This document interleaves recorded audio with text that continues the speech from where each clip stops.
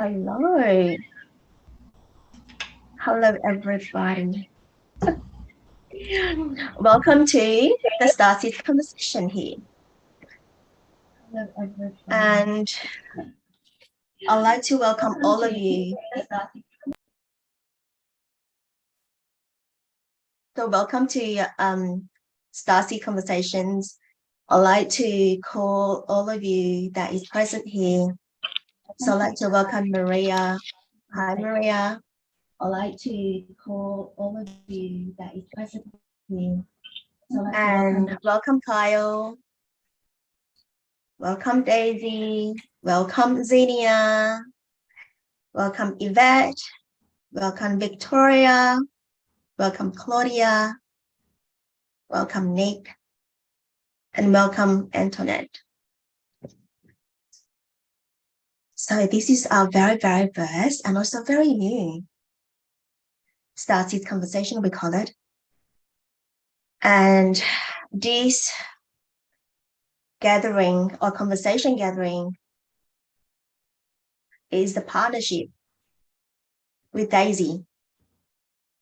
And I'm just so honored that to have her step up and finally that we are here, because Daisy and I, we've been sharing a lot of these conversations since February until now. And I'm just so excited, like two of us, we couldn't sleep. She's still posting a lot of things, but it's just so excited and to share what we know, our experience, the journey in here as part of conversations. It's a piece of puzzles, and all of you, and also piece of puzzle in these conversations. So I encourage all of you to participate in these conversations. So I would like to set the scene, to run as well that what is going to be in this gathering, because we have a lot, like jam packed. When Daisy gave me a list that, are we gonna go home? Are we gonna be, but we're gonna be doing as a flow, and what is going come in, and it's just divine timing. And you know that in Sacred Heart Valley, we do not have any set agenda. Yes, we do have a bullet point that we covered, that we make sure that today we covered the foundation of Starseeds Conversation, and also the important message for humanity, this planet, the earth.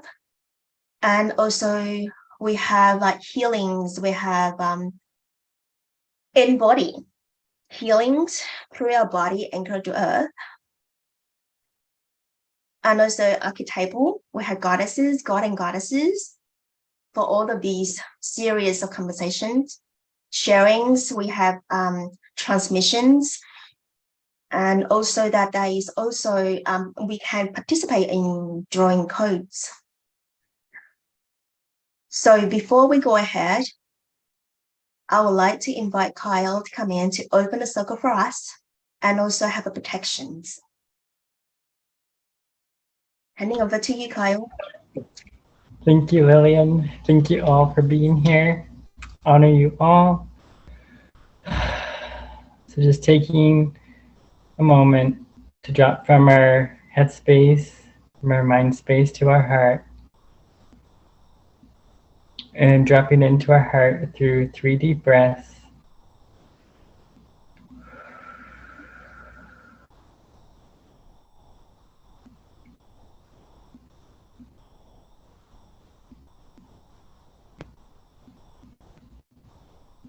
Just letting everything go from the day, and just allowing things from the day to just be released to the wind, and just seeing the day passing through like clouds, and just bringing all of our energy back here right now to center, just bringing us fully here completely as we connect with our hearts, and our hearts as one. So I'm just gonna call in sacred space and surround us with this golden circle of protection with only the highest and purest frequencies. And I'm just going to use light language as well to anchor in the highest and purest frequencies for us all.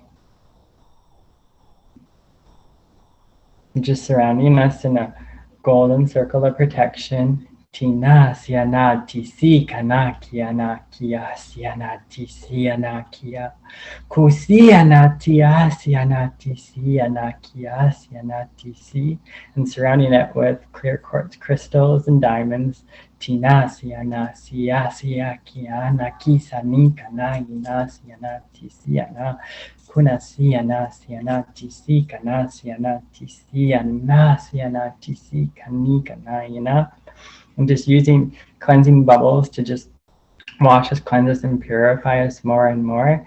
Tisi kana siana tisi kani kana ina sunaki sani kana siana tusi kiana ti suki sani kana siana tisi. And bringing in diamonds for each and every one of us to receive gifts and blessings. Tisi kana siana kusiana tuna siana tia siana tisi kana siana tisiana sia kusiana kiana tisa kisa nikana siana tusiana kiana tisi.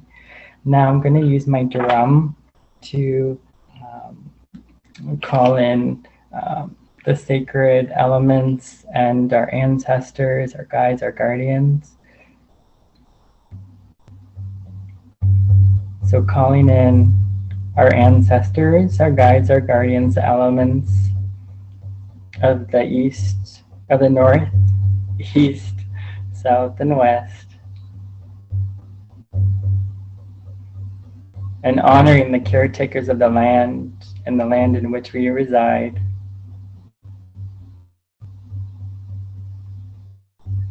Honoring all of nature and honoring us as nature as well, as one.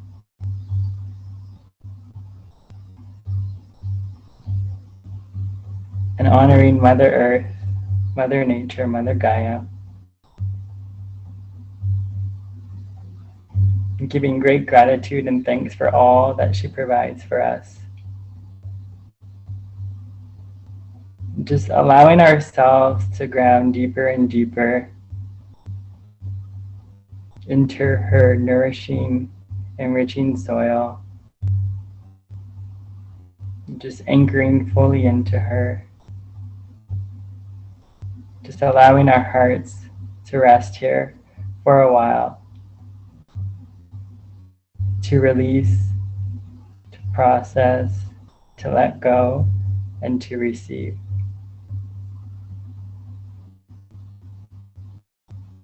The sacred space is now open.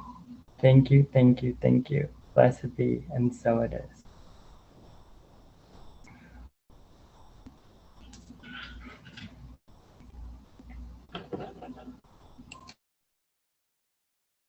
Thank you, Kyle.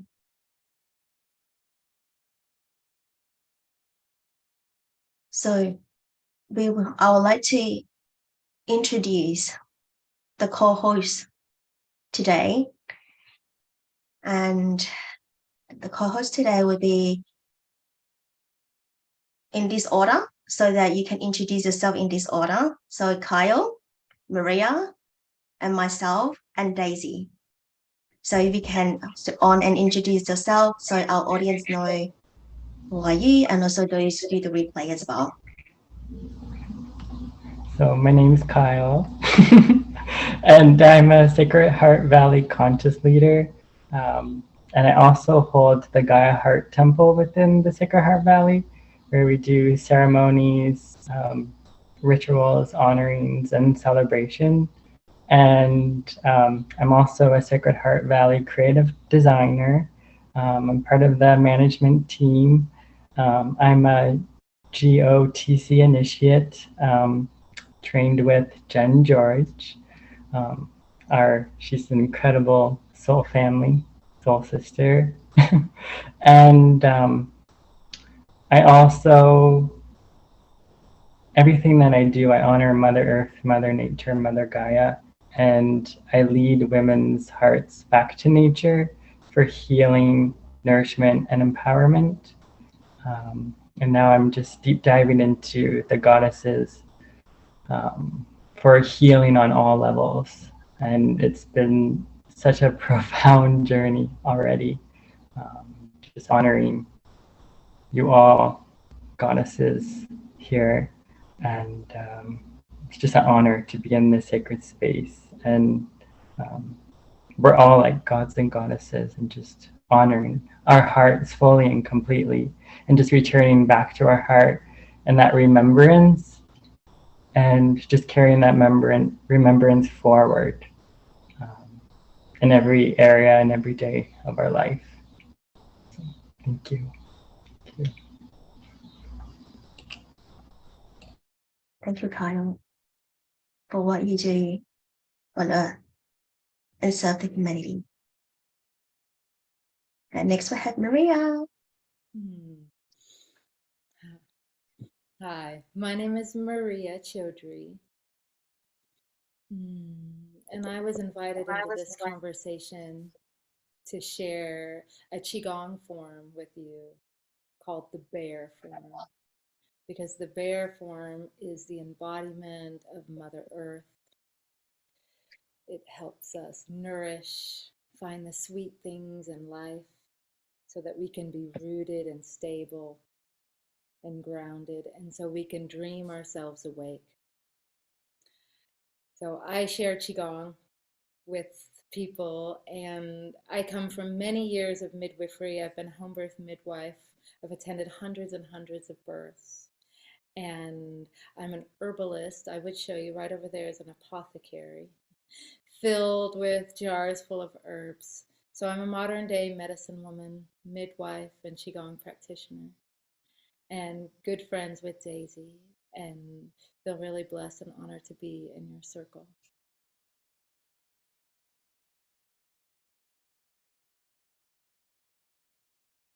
Thank you, Maria.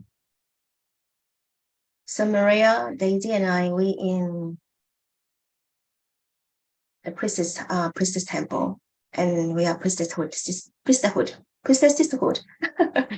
So yeah, and really honored to have you here with us. Thank you. Today.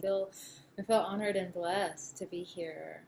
And this co-creation that we're about to create is something that's completely new. It's emerging from us. It's exciting. It's exciting to be present and to be a part. Yes. Thank you. So my name is Lilian, and I am the creatrix for the Sacred Heart Valley. I'm also the guardian of the code initiates. I'm here to serve humanity and Earth, and also holding space for men and women, God and goddesses. In many spaces, there's no time and space.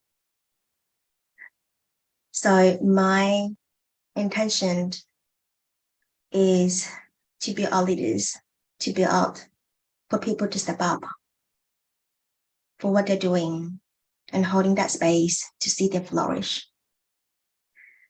So that is what I do. But I do have many titles. So priestess, the wound healer. There are actually many, but you will get to know me by connecting heart to heart with me. And that will be like once a month in the Sacred Heart Valley. And also that I produce, there will be a workshop coming up. There will be a circle and a gathering as well. And what I'm doing profoundly is my musical code. So when there's a music coming on, my hand will start doing, because I could see many codes. So I'm sending code out to the collective. And sometimes that is the code that wanted to be with you, I will just send it over to you. But obviously it's very subtle. You might feel, sense, or see. But if you don't have it, that is also fine. It is in your energetic. So I draw lots of codes from the source energy. I'll bring it down on my paper, which is I have a lot of book on my left and right. So, and I have many colorful pens as well, drawings. But that is something that I really profoundly doing, and I have been doing it for since last month. So I just forwarded about 35 codes to Jane George, my mentor. So she has received a lot of emails from me. So, but all of that is going to anchor on earth.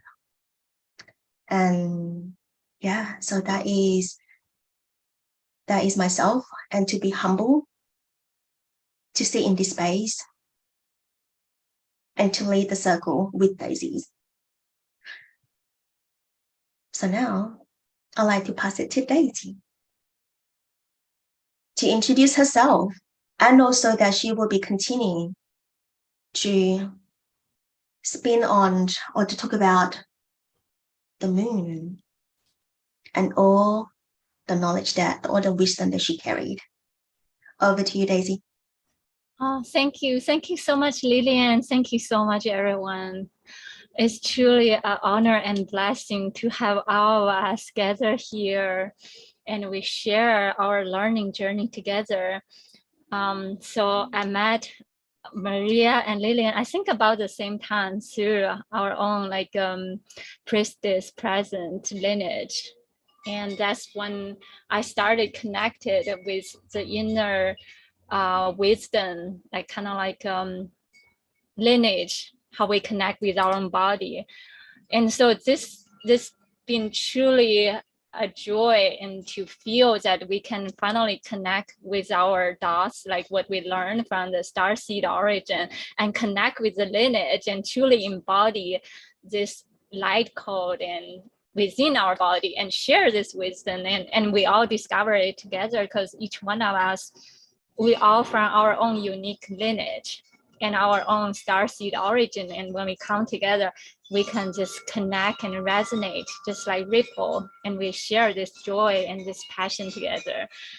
And I remember back in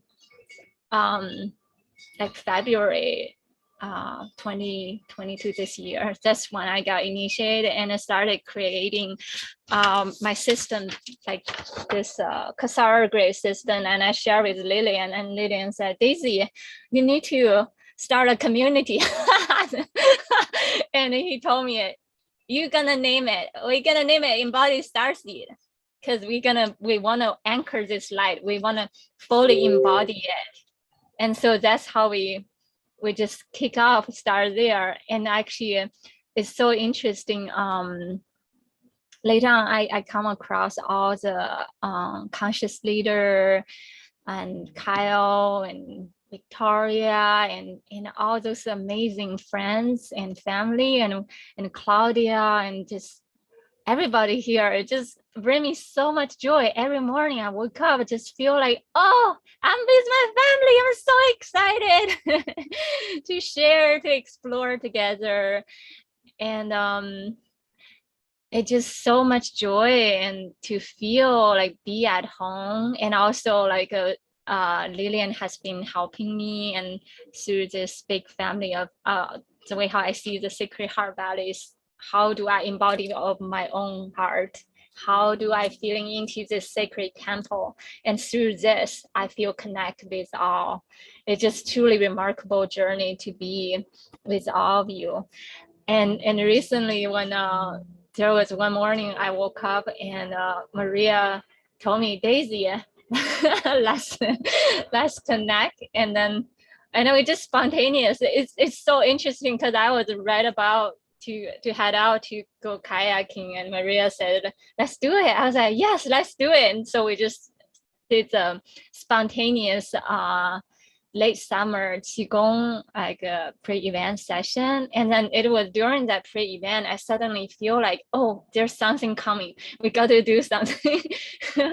And then that's how actually a lot of what we're gonna share today is all started and sparkled from that too. It's like this merging of lineage, all merging together with our soul lineage, with our blood like ancestral lineage wisdom, and merging with Qi Gong Daoism and Chinese medicine longevity, and how we all converging together. And I'm just so excited for us all to anchor this code together.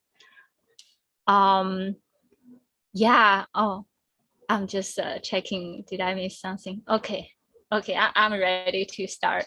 So this is something has been kicking at the back of my head for quite a while. It's like, how do I name what we are doing? Because this is the system, like, so I've been following different Starseed school, and all the teacher refer back to this diagram. Like when I journey with different teacher, and when I explain to them what I saw, what I feel, they will tell me, oh, Daisy, you're on the 9th dimension. Oh, you're on the 5th dimension. I always wonder, what do you mean? How do you know where I'm at? I don't even know where I'm at. and then they will tell me, oh, it's because of diagram, because our body is a small universe. And through the body, I feel, and through my heart system, like we all feel, how do we connect, which part of the body we resonate. And that's when we know, okay, which dimension we are on, and which earth system, which ley line and earth vertex we are working with, and what is the universal system we are working on. So this is how it got me really intrigued with this system, and understanding what is the bigger wisdom behind. It's like almost like a feeling into this deep calling, a portal in different part of our body. When we connect, each one of us, when we are born, we all carry this deep seated, like starseed wisdom. And it's like a crystalline structure. A lot of them, actually most of them, is like latent and just waiting for us to wake up. And a lot of time, it may come up in a form of trigger. It may come up in a form of pain and tribulation, and we will feel there are different part of the body. Why there's this deep sensation? It is because that part of the body has a deep wisdom waiting for us to listen. And this traces all the way back to when the fall of Atlantean happened. A lot of us, like we all had been to Lemurian or Atlantean before. And when that happened, as crystal structure in our body, we were told that to go to sleep. So a lot of the wisdom was went to sleep too. And but because again, this is one thing that I'm continuously meditating on, like is the weaker point of our body is actually the potential and strong part of body, because it's beckoning us to look at it. It's telling us, like, you've been sleeping for so long, for eons. It's time to wake up and tap into that portal and see what that seed, what that star seeds within the body is begging us to open. And that's why when we come together, we can share this deep resonance, and what kind of color, what taste, what flavor, and what vibration and sound tone it may come up. And sometimes it may come up like a music sound tone, and we can share it, or doing light code, and there will be more layers will be coming up. So this is my basic reason why I name it Starseed system. And there's also different people call it differently. And there's another way of calling it is called morphogenetic field. So let me read this part. So the structure of macrocosmic universal tree of life is replicated within the macrocosmic personal tree of life. Individual human anatomy, physical, emotional, mental, and spiritual bodies manifest upon and within the multidimensional layers instructed by the core manifestation template. the tree of life. Every aspect of the universe, universal creation and life spiral are designed and instructed through these blueprint structures.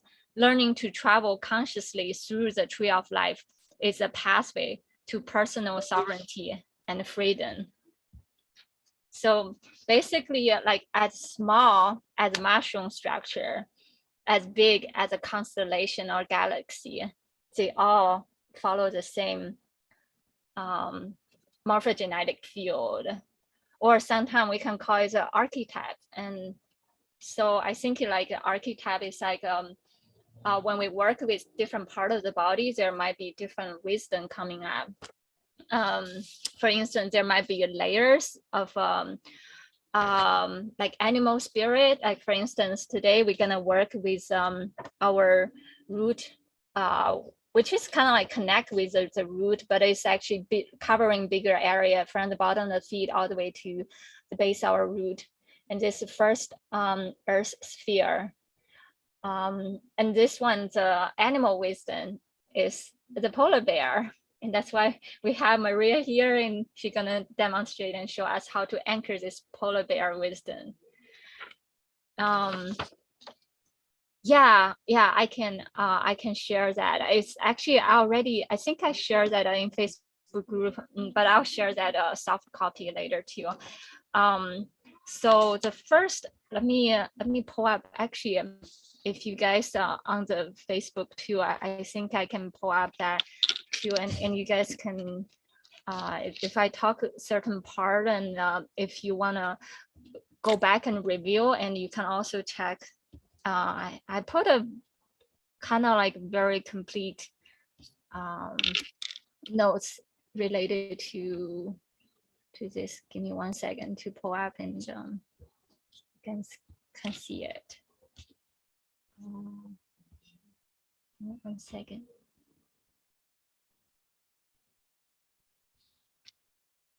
Oh, I'm not sure as I share the correct one. Give me 1 second. Okay, now we go.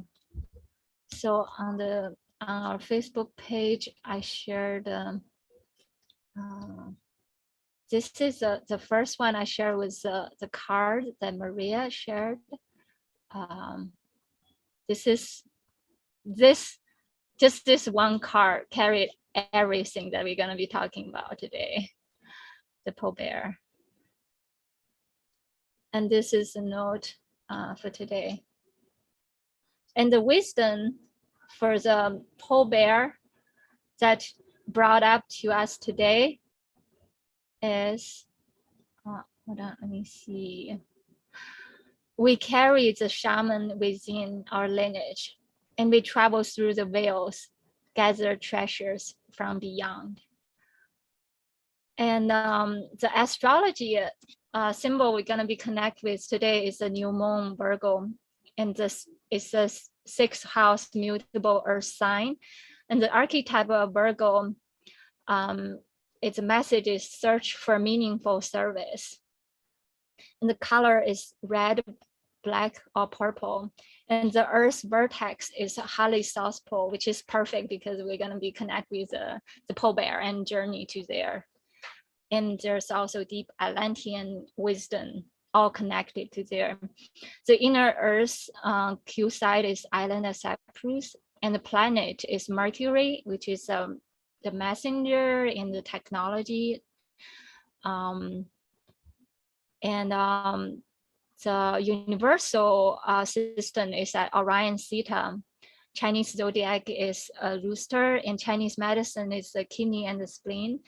The time of the day is 5 to 7 p.m. that we can connect and meditate and deeper in the anchoring the wisdom of the pole bear. The body location is bottom of the foot until the root chakra. And the Native American animal spirit is a bear. The Celtic animal is salmon fish. The essential oil is sandalwood. I have more detailed notes if we don't have time to cover them all, and you guys can take a look at the note later. The flower essence is the date palm tree, which is traced all the way back to the origin of the 5-pointed star, which is also linked to the card of the star. And that can help us to travel and journey all the way back to Atlantean and Lake Titicaca. The crystal is sodalite, which is kind of like deep journeying stone to help us connect with our shamanic wisdom and carry a lot of initiation energy. The sound tone is 64 hertz and is the sound of our own. And then later on, we'll cover the mantra, the mudra, and the yantra. And the Celtic room is Ehwaz, which is the yew tree, and another name is the world tree, which is gonna link to the axis of heaven and the inner earth. There's a expression called axis Mundi and Anima Mundi.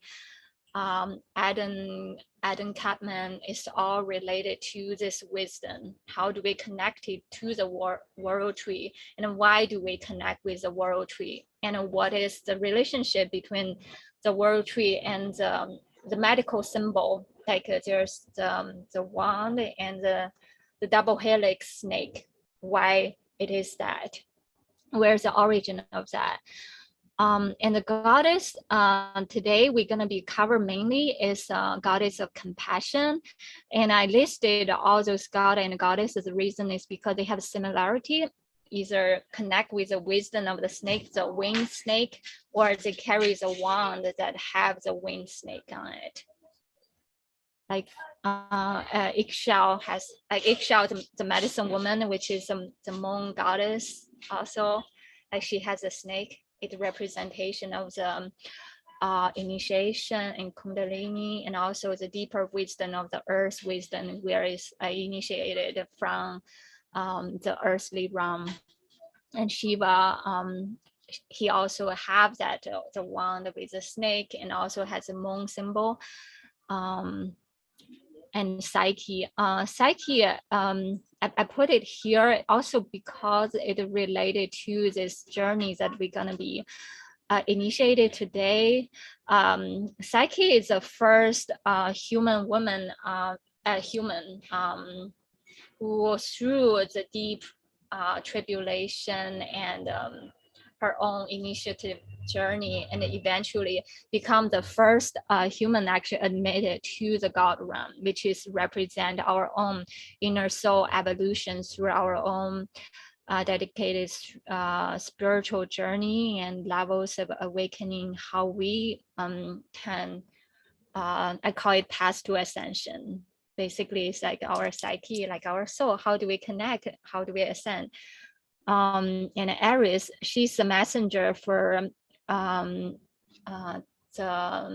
Greek mythology, Zeus, which is the god of the sun, and Hera, so it's divine masculine, divine feminine. So she's a messenger for both, and she also carries a wand that has double snake wrap around, and she also is the one that deliver all the rainbow energy and the messenger. She's actually very similar as Hermes, in they both kind of like the messenger. The only difference is Aries is a few thousand years before Hermes was shown up. I kind of like put them there because it's showing them that through different time and different culture difference, but there's the main similarity kept it, in which is the double helix with the snakes wrapping around the cosmic axis.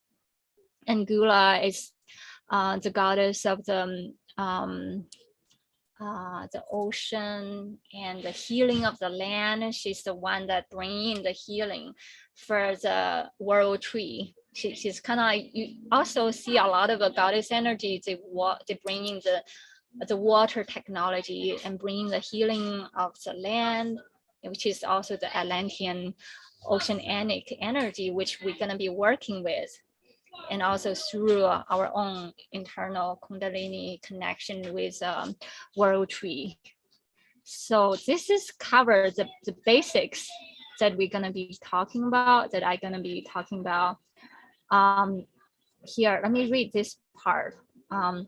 Virgo is called the womb of time, in which the seeds of great value are planted, shielded, nourished, and revealed. It is the labor of Virgo that brings the Christ principle into manifestation within individuals and humanity. This unification occurs when we feel the power within us to serve. When we serve, we give birth to divinity. Virgo time is when we all have a chance to raise the standards of excellence in our lives and on the earth. The Virgo intelligence stores and maintains light in a precise manner. Attention to detail is Virgo's great gift to life. So this Virgo energy, right now we experience, it highlights this attention to details, but it's also like fine-tuning. How can Virgo be better servicing and this collective consciousness through this huge portal of collective cosmic healing wave that's coming through? So the reason I say is collective, like cosmic, is because right now Virgo is transitioning the galactic center at Atlantis, and also conjuncting with the super galactic center at asteroid Psyche, like earlier I mentioned the Psyche, and also super galactic center with Mercury, which is a ruler of Virgo. That's why, so we can feel this big pull of energy pulling us to connect with this cosmic womb. So we can think about the Virgo is the opposite sign of Pisces. So it's like there's always this pulling sensation of this. Pisces has this opening up, this immense, like cosmic awareness and spiritual, like journeying and connecting with the universe. And the Virgo is helping facilitating this mutable sign. It's like a fine-tuning, how can it pulling it and fine-tuning and anchoring through our physical experience, through our servicing, and to anchor this cosmic healing wave. So what I'm feeling in deeply with this Virgo sign is our calling in deep healing of our womb healing, which is what we call it in our priestess initiation journeys, called the womb to womb to womb. When we connect with our own womb, we connect with the earth womb, we connect with the cosmic womb. So I have few things that I want to share. Let me see whether I can share this PowerPoint. Not PowerPoint, the picture. So this is a concept that I'm slowly learning, is that our women, our womb has 9 layers. So is the inner earth has 9 layers. And when we connect with the inner earth, when we connect with ourselves, when we heal ourselves, connect with the inner child and healing, and we connect with the inner earth healing, we connect with the healing of the whole immense of the bigger universe. Let me show you guys this picture too, if I can pull it up.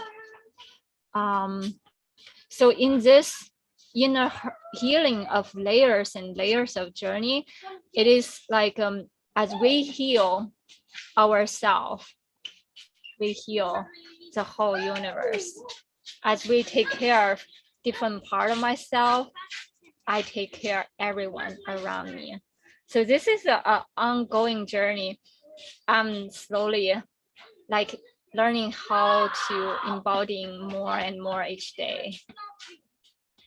Let me go back a little bit further about, and let me actually I need to show this first.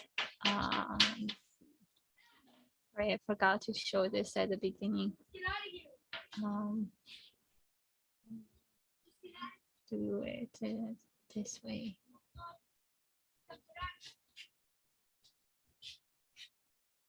Oh, did I show the wrong? Okay, I can talk about this one first. So this is showing what we're gonna be journeying.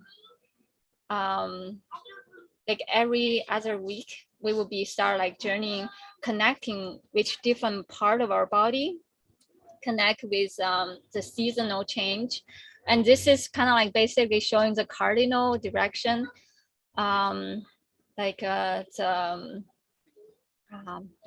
how we divided a year into four segment, 4 pole, which is the north, the south, and the west and the east, which is the summer solstice, winter solstice, the spring equinox, and the autumn equinox.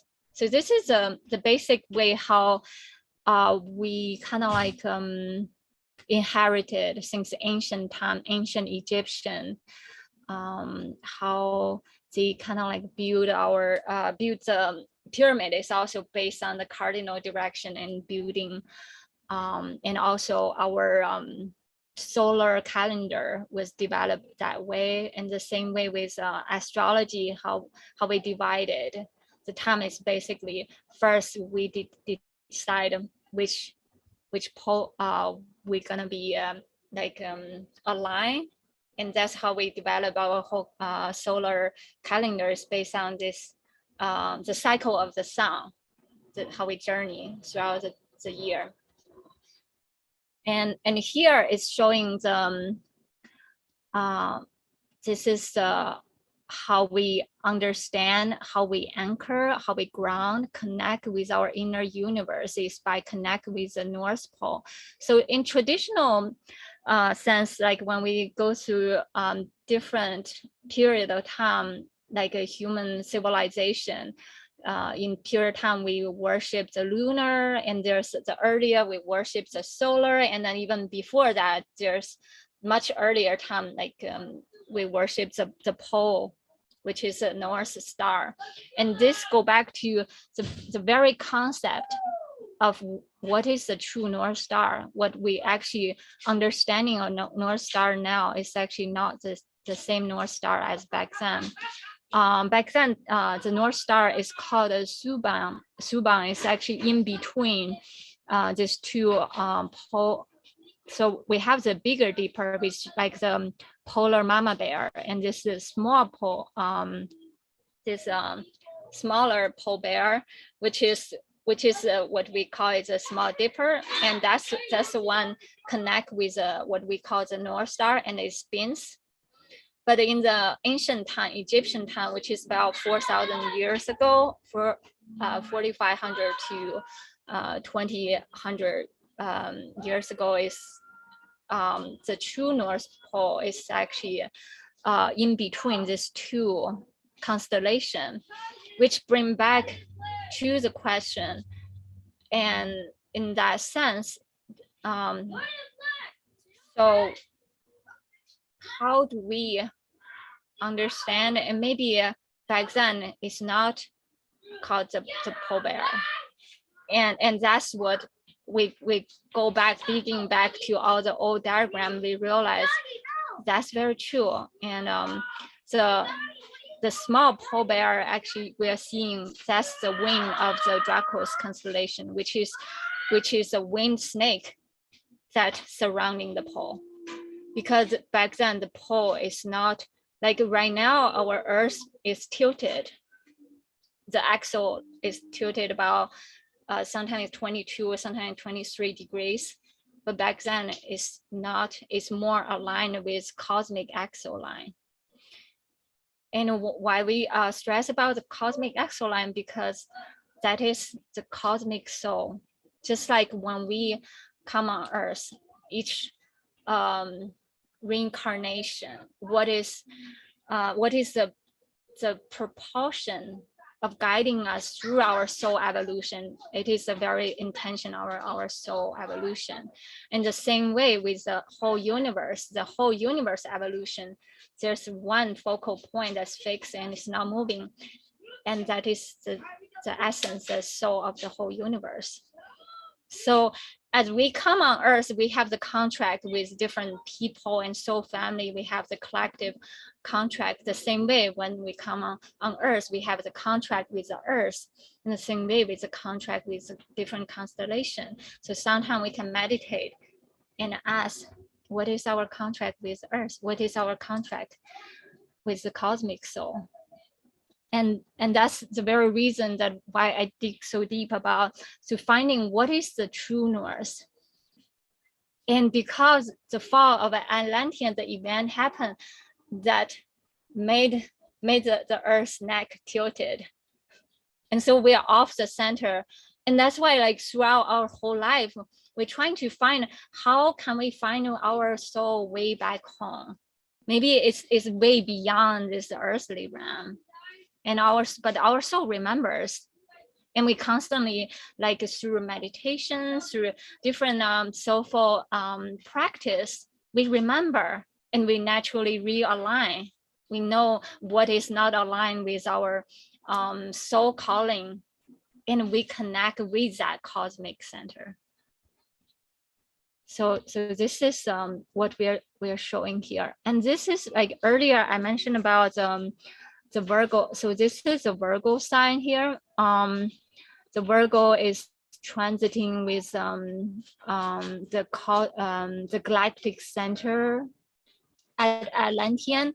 And here you can see the Earth, when it's traveling around the solar sphere, when it's circling around the sun, it naturally forms this ecliptic sphere. However, this is not the true celestial equator. So if we think about the celestial pole, which is the actual pole, and then the celestial equator and the eclipse sphere, and we can see where it transit, and the exact point is actually at Virgo. So this is just to show why the Virgo has this big mission on Earth, is to be able to anchor this wisdom, to be able to ground into this cosmic, galactic, this polar energy. I mean, this internal alignment, just through our inner healing wisdom. And so this one is showing, so I probably don't need to get in too deep about this concept. People call it, this is the third pole.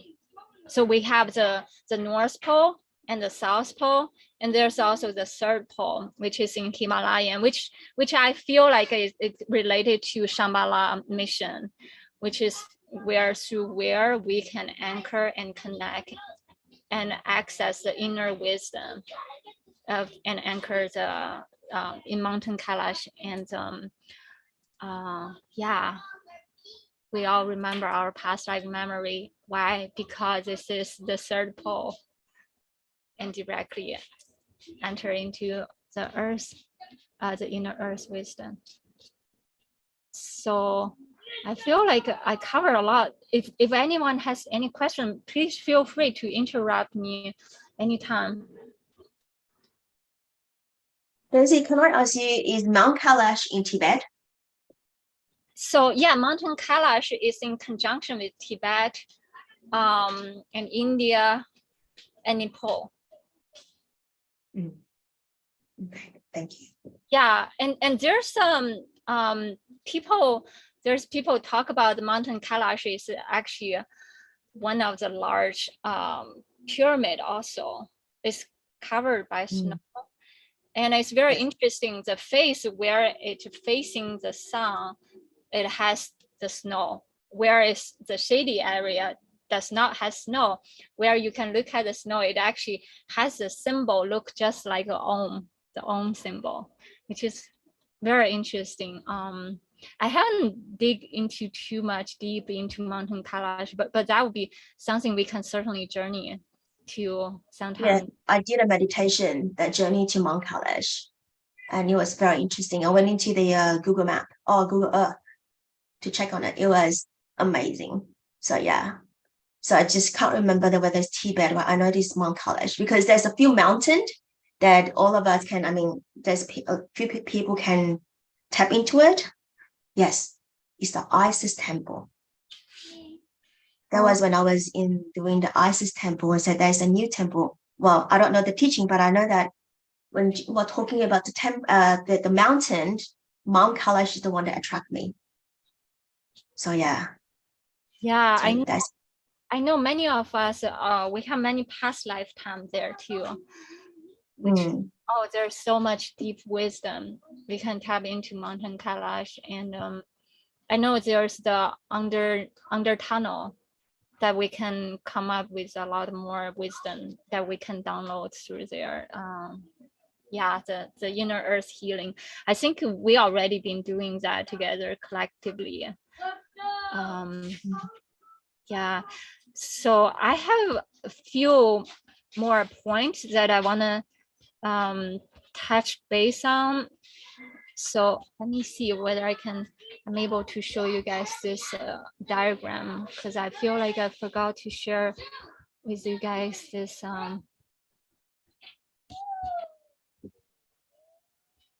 And if you guys have any question, just bring into the conversation, because this is a conversation. So yeah, just ask question as I just asked. So yeah. Yeah, I was like on this deep rabbit hole journey. It was very interesting. Share with you guys. So first, I covered this earlier. So this is the North, the ancient North pole star is called Suban, and so this is kind of like the pole where we will be considered as a cosmic axis line, and which is also we anchor the world tree. And then imagine the Big Dipper and the Little Dipper is the two dragons wrapping around. Yeah.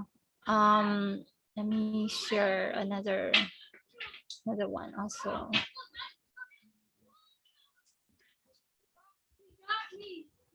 And this is the diagram. It's called Animus Mundi, which is a world soul.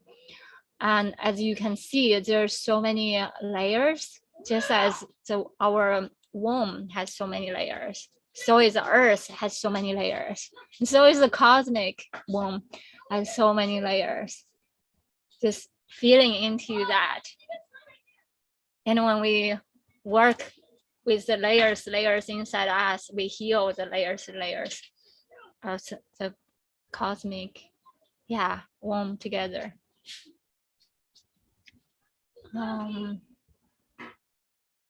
Let me share some more diagram also. I feel like maybe I can touch a little bit about this also. But I showed you guys the other diagram, but I haven't shared with this one yet. So I mentioned earlier the sphere 1 is the one that we're going to be talking about today, but we also be covering 1, 2, 3 also. So 1, 2, 3, 4. So 1 is from the bottom feet all the way to the root, and number 2 is all the way at our sacral chakra, and the 3 is our right hip, and 4 is the left hip. So 1, 2, 3 is called harmonic universe 1. And this is the base level, which is called the incarnate level. Oh, just like what I just showed you guys, Anima, Mundi, and the different layers. And so this is the inner layer, and then there will be outer layer, or maybe the other way around. But basically, this is a layer. We're peeling off different layer. We get to the very essence of our soul. it has so many layers. So the incarnate is the first harmonic universe. Yeah, it is the other way around. Sorry, yeah. So this is the base level, and then we go up and up, just like a tree. We're traveling up, and then the second layer is dimension 4, 5, 6, which is the right hip.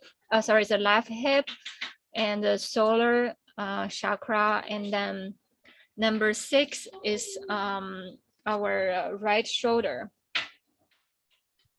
And then 7, 8, 9 is called Monet Harmonic Universe 3, and 10, 11, 12 is the Avatar Harmonic Universe 3. Universe 4, and then 13, 14 is the Rishik Harmonic Universe 5. Let me pull up another one diagram. You guys can see it. Yes, this is a better one that I can show you guys.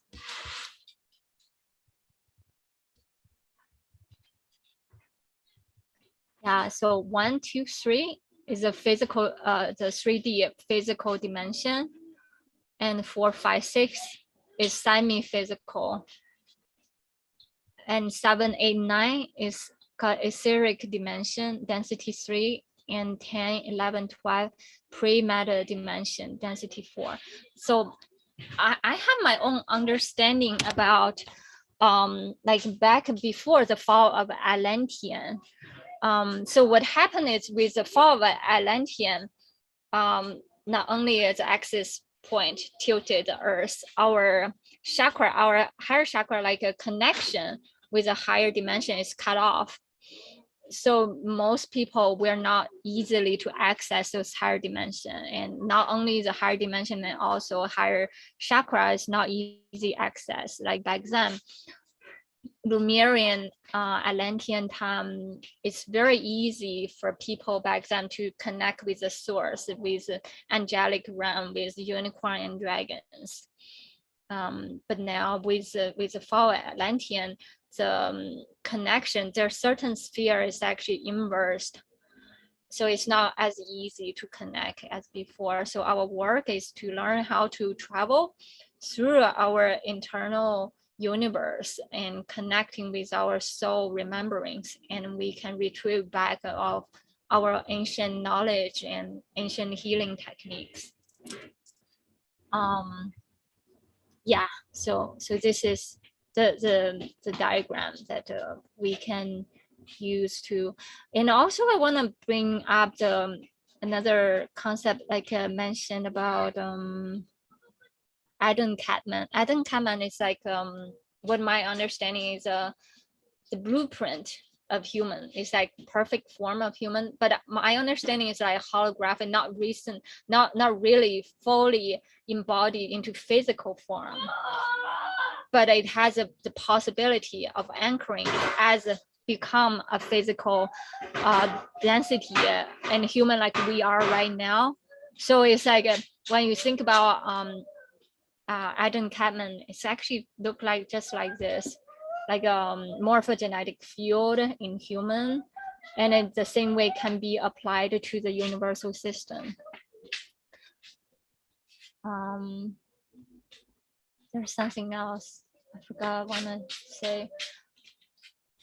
And Adam Kadmon body is also a light body as well. So the more we purify our body, our light body become more shined, like crystalline.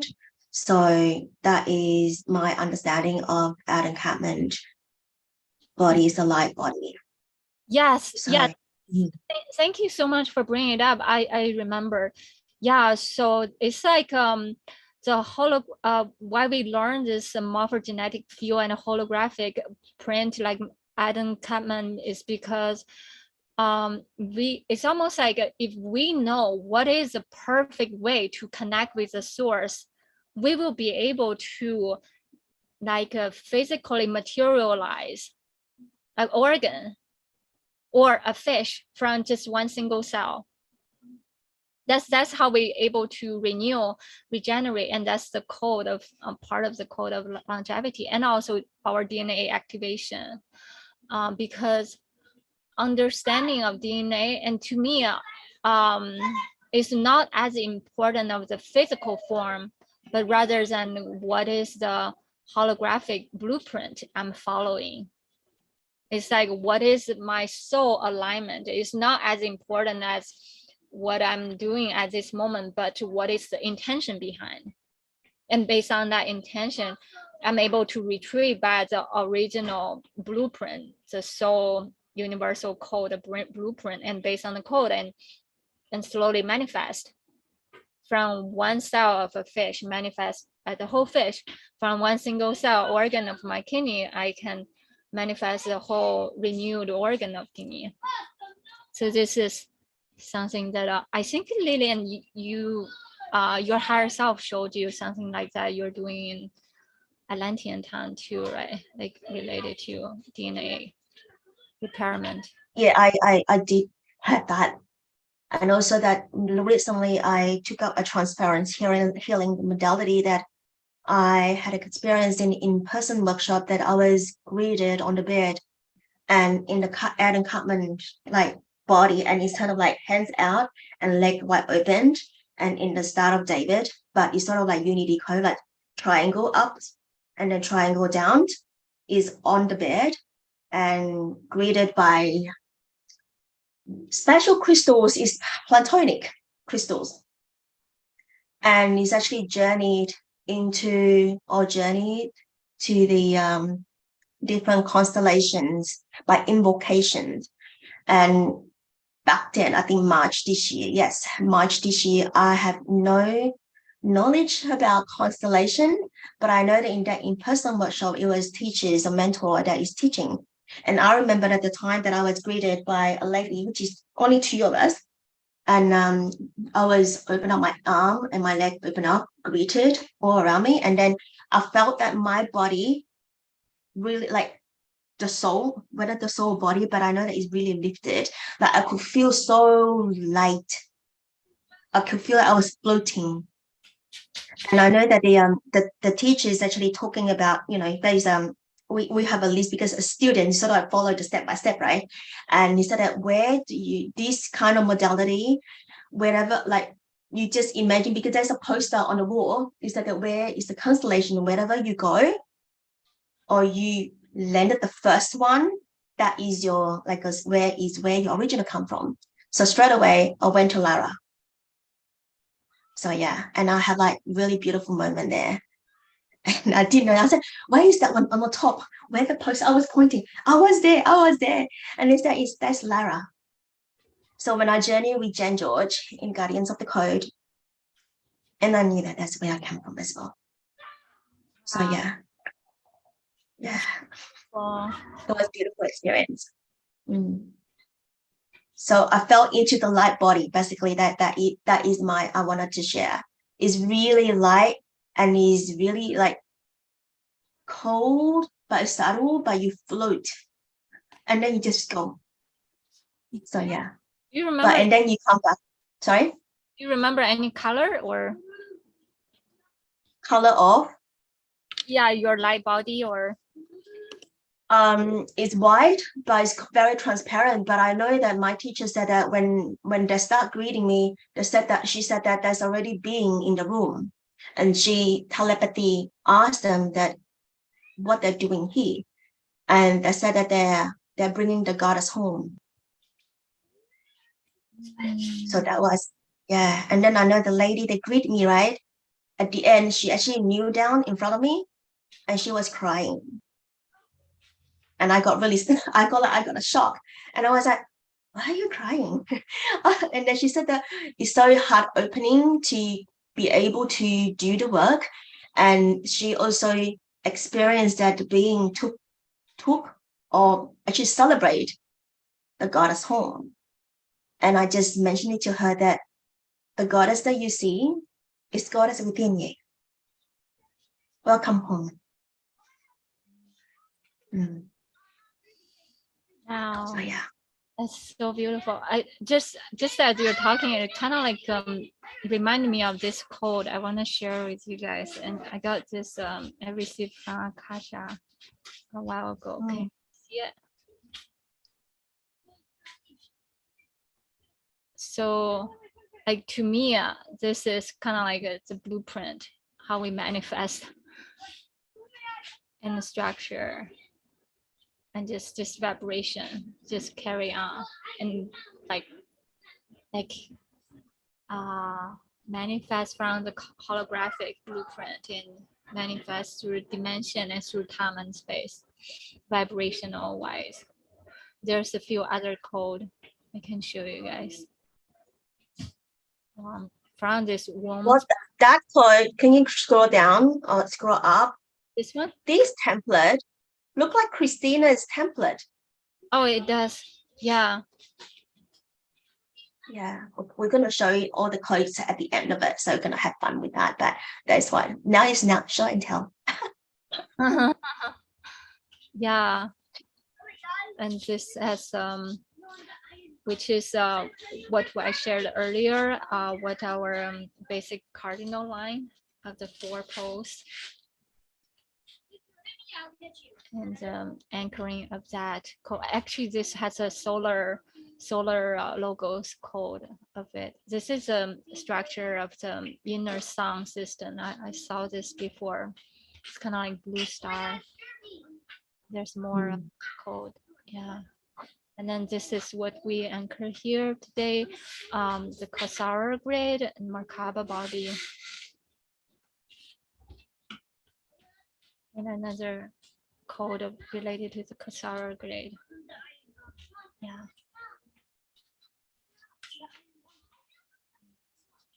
Oh, this is kind of like related to the labyrinth work. So this is another legend about the dragon, the winged snake or the dragon. Their function is to guarding that world tree, which is the tree of medicine, the tree of wisdom, and also guarding of the labyrinth within the womb of the inner earth. So this is kind of like the code of the inner earth. And this is the Trinity, the trifold flame. And different dimensional color. And this is the layer, just like what I mentioned earlier of the inner earth system, or the cosmic system and layers, or like our womb system of different layers. How do we travel through different dimensions? Like this is harmonic universe 3. Okay, this is 1, 2, 3, 4, 5, and how we travel, and layers and different dimensions, and how do we tap into different part of body, and then we know, okay, we are traveling in that layer at the moment. And this is the basic template that I showed you guys earlier, and how it correlate with different parts of the body. And this is another system, the hara. The way how I understanding the hara is very similar as the Chinese medicine and the Qi Gong practice, the lower dantian. So there's we call it triple flame. Yeah, we call it triple flame too. Yeah, so it's the 3 dantian, the lower, the middle, and the upper dantian. And Maria can show us some mythology and practice related to that later too. And this is another system. How do we work with our template and work with the earth template and anchor the both core together?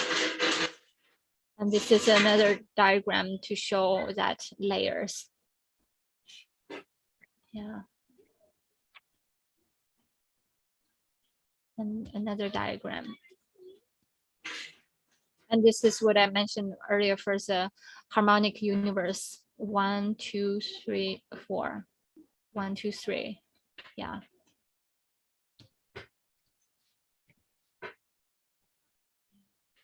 And this is very interesting. This is an exotonal line. So basically what it does is to tell us not only within our body we can locate which dimension we're working on, and also within each finger, how we can correlate with dimensions. Like when you put a ring on certain finger, and that's means if you feel called to connect with that because you're working with that system, and we can setting up intention to connect with this too. Yeah, it's very interesting. I was having a dialogue with Venus yesterday, and she was actually just explaining this to me, and how we feel called with different ring and finger, and how it actually, how this channel, just like Chinese meridian channel, how it travel into our body too. Yeah, so much wisdom. Daisy, Victoria and Xenia asked whether you can share this later on. Yeah, I can share with, do you want me to share in the Seraphim group? I can do that. No, just share it in the Embodied Starseed. So all the information, the documentations, and it's going to be in Embodied Starseed Facebook group. So you can all receive all the information from there. And you have any question or conversation, is that group is the support group. So yeah. Okay. Sounds good. Again, like today, I just roughly like browsing through like this, and later on we will have more in-depth session, and yeah, there's so much more mystery we're gonna be unfolding together. Yeah, I think I'm done with this part. Okay. You feel complete, Daisy? There's a few more that I want to touch. Maybe I can just mention briefly, if that's okay, and then I'll yeah, and then I feel complete. So there's one concept that I mentioned earlier about intention. Like I said, like with our soul revolution and planetary evolution, it's all because of the pure intention, and that's the propelling force that guiding us to moving onward. And then so there was this in Sanskrit, the word is called sankalpa, and it is that intention of understanding how to connect with our inner, almost like spiritual altar, and then we continuously coming back to that centered place and grounded space. And this is just a notion, but how do we see this? How do we anchor this deeper? Is through another practice called mantra. And mantra is basically another way of saying it. It can be the catchphrase, can be the catchword, can be the motivation. But basically it's what remind us what is our true soul essence. So we continuously visit and go back to that place. And also when we talk, when we speak, every sound that we speak, it is a reflection of our inner intention. So it's just like a stone casting into a lake, it rippling out. Whatever sound we spoke, vibration we spoke, it is a reflection of our inner soul dance. And how do we merge into oneness with ourselves and reflect back? And this vibration continuously carry on this flow, continuous flow like a toroidal field, continuously feeding our soul. And so this is the practice of mantra. And so a lot of time we can like observe our life. What is at this phase of my life, what I keep on like feeling more attracted to? What is a word I keep on telling myself? Like for me, it could be Om, that continues. This is the original sound of the universe, and just bring me back home. This is one single sound. Or sometimes I can just use a word that I am love, loving and beloved. This one can be my mantra too. So there are so many practices that we can do. Like for instance, there's one practice that I do once in a while to maintain my energetic vertex, is that before I go to sleep, I take my mala beads. I just observe everybody in my energy field. For instance, I see my mother, I would say, mom is love, my dad is love, Lilian is love, Maria is love. Kyle is love. Zia is love. Xenia is love. Jennifer is love. Victoria is love. Yvette is love. Antoinette is love. Claudia is love. Nick is love. Venus is love. And I just travel through all 108. And I just feel complete. I feel like my whole world is being supported and surrounded by love. So this is my kind of like mantra practice. I just like recommend to everyone. Or sometimes you can change it to different phrases. You can say, okay, today I'm feeling joy. I feel everyone is joy. And I just chanted that 308 times and before I go to bed. So this is the concept of mantra I want to bring up. And then there's another concept, it's called mudra. So mantra is a sound vibration and mudra is a movement, is a motion and different hand gesture. And it is the way how we carry us. It could be the hand, it could be finger, it could be the dance. It could be just the way how we walk, it's the way how we just rolling on through life. How do we feeling our heart calling us to do at that moment? This is the action. Just as mantra is seeding our soul's intention through sound, mudra is seeding our intention through action and movement. So that's why, to me, like the more I tuning into my spiritual practice, the more I understanding everything in my life is all my own way of worshiping the heart temple. And every sentient being in my life, it is my temple. So this is my understanding of mudra, and later on, Maria can also show us some mudra that we can relate to with the goddess of compassion. And the last one I want to bring up is called Yantra. Yantra is kind of like a sacred symbol or geometry that we bring out. Could be like a painting.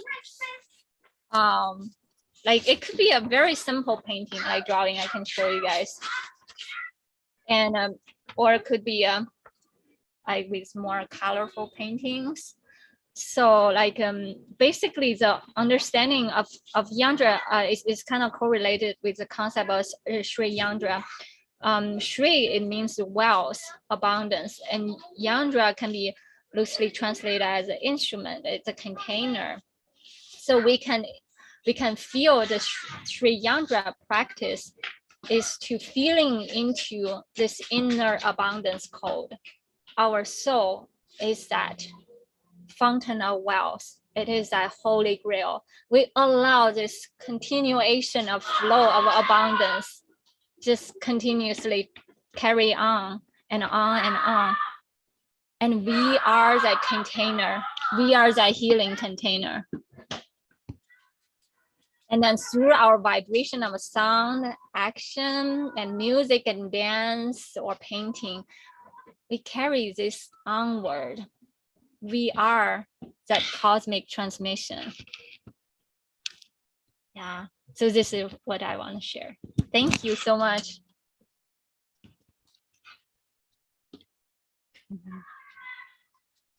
Oh, Lilian, you're muted. Yeah, I wanted to bring into Catherine, actually outside Facebook group. And she said that, well, Daisy, you're tapping into the sacred Vedic practices. And she also thanked you for reminding her about that mala practice. So yeah, I thought I'd bring into Zoom here. So Thank yeah. you. Mm-hmm. Thank you so much. I feel complete. I love you all so much. Thank you, Daisy. So now we are going to shift the energies. So we're going to have a 5-minute break.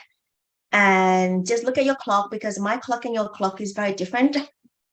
So just 5 minutes and come back. So yeah, that's all. Thank you.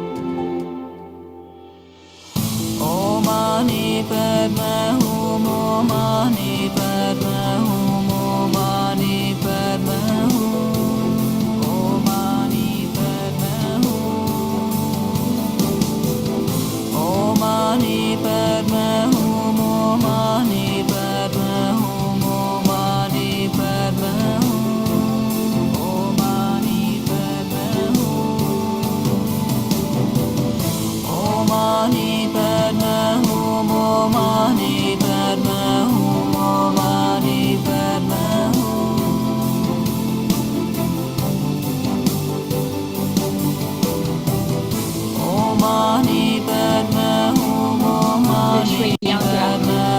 Shri, it means Shri, it means wealth.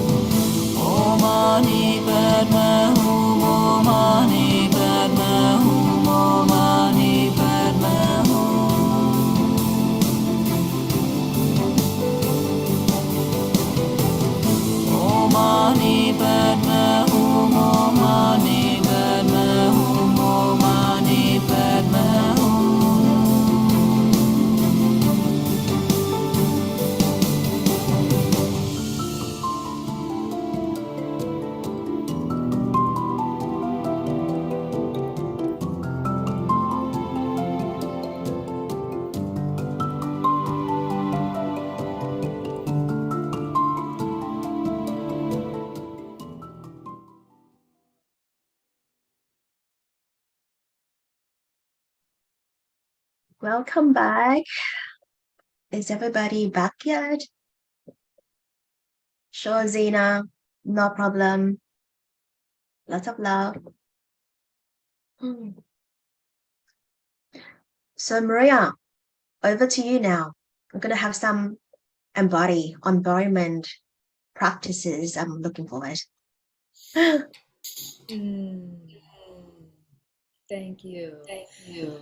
So we're going to shift gears here. And since we're opening up the first gates that are in the 3D that are related to the earth and to the soles of our feet and into our dantians, our abdomen, I I'm not going to talk that much. Let's just do the practice, and let's let the practice unfold. And so I invite you, those that want to stand. If you want to stay seated, you can. The only time that it's a challenge if you're staying seated is our warm-up. It's the only kind of time that might be a little bit of a challenge, but the rest you can do seated. So listen to your body. Your body is so wise. And I'm going to find my feet, and I invite you to do the same. Okay. And so we're going to have fun. We're about to meet and embody a bear. Bears can be little or they can be massive. They can be powerful protectors. They can be silly and goofy and playful and funny and curious, right? I'm about to take you on a journey through the bear. And in my teaching, sometimes these forms, they're sophisticated and they require a lot of detail. We are going to remove the need to do this form perfectly or to have it remember the movements. We are coming into this moment to deepen our relationship with the earth and with the bear medicine.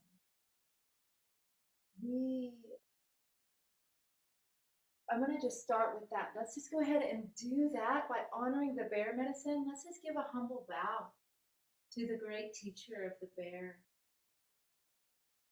In Qigong, we practice animals and we embody animals because they're skillful teachers. So we're going to bow to our teacher.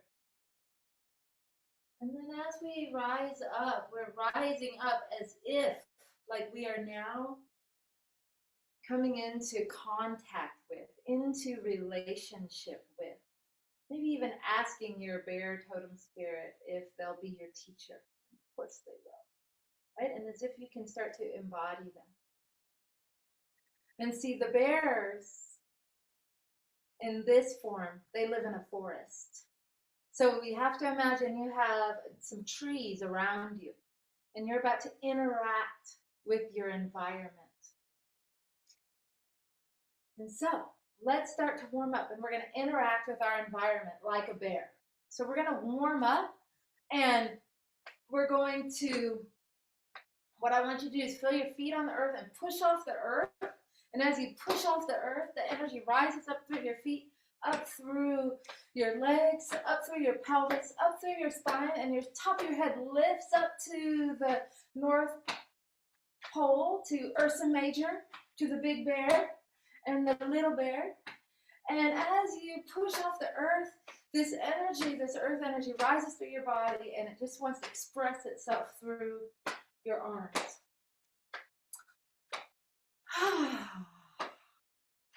Our beloved sister Daisy talked about mantras. One of the greatest mantras, the bear has a mantra and it's whoo, like you're having a dandelion and you're going to blow it off like whoo. So as you're twisting, you can make the sound and you can breathe off any tension and any stress. And now we're going to start to shift even more bear-like. And now shift your weight to one side and come up onto your toe. And it's really important that you gradually gain momentum to look over your shoulder because the bear energy in this form requires a lot of twisting from our core. So shifting your weight, coming up onto your toe, shifting your weight, turning and looking behind you, opening your core. Daisy mentioned when we heal our wombs, we heal the womb of the earth and the womb of the cosmos. So when we heal our core, the core of the earth, the core of the cosmos, the bear is all about your core, your gut, the center of your body. Okay, we can start to slow this movement down and bring both feet flat onto the floor. And really now I want you to bring your awareness to knocking on your belly. I'm going to pull my hands forward and knock directly on your belly. Knock on your belly. This is your lower dantian. This is your place of physical power. This is your bio battery. This is your most creative place, the place of center, of balance, of groundedness. So feel your body and kind of give it a good knock. Like feel yourself inside your body. Whew, good. This is really good because we're warming up our bodies. That means we're activating Qi and we're cleansing and clearing, and so we're creating space. And we're bringing awareness to our center. Okay, now we can start to let this slow down. Let this slow down.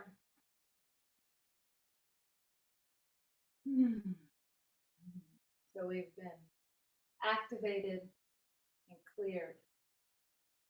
Qi Gong is an alchemical art, so that means there's always a recipe. So the first recipe in energy work is to clear and activate. The bear teaches us balance, stability, nourishment. The bear hibernates and slows way down. So just let's start by standing like a bear. Now remember, in this journey that we're on, we're in a forest. So there's a tree in front of you. So reach over to this tree, your favorite tree. This is the Axis Mundi tree. You're going to hold this tree, hug this tree. Like the tree, like the Axis Mundis, whose roots run deep. At the soles of your feet, your roots also run deep into the earth. Like the tree that stands tall and has energy rising up through its trunk, you too feel the energy of the earth and the water rising up through your roots and up through your legs. And just like the tree who has branches extended out, you too have arms and branches, and you are hugging, embracing this tree. And like the tree with a canopy that lifts up to the sun, to the North Star, you too, your canopy also lifts. And like the tree that radiates kindness and generosity and abundance, you too stand between earth and sky with abundance and nourishment. Your very presence is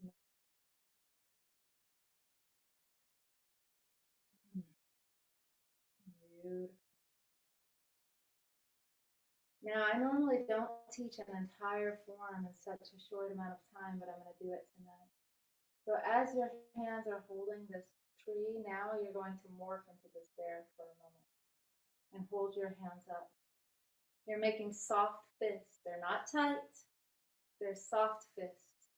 These are your bear claws. This is your mudra. Daisy mentioned the hand movement or mudra. So bear, they're stable. Right? So I'd like you to shift your weight. I'm going to mirror you.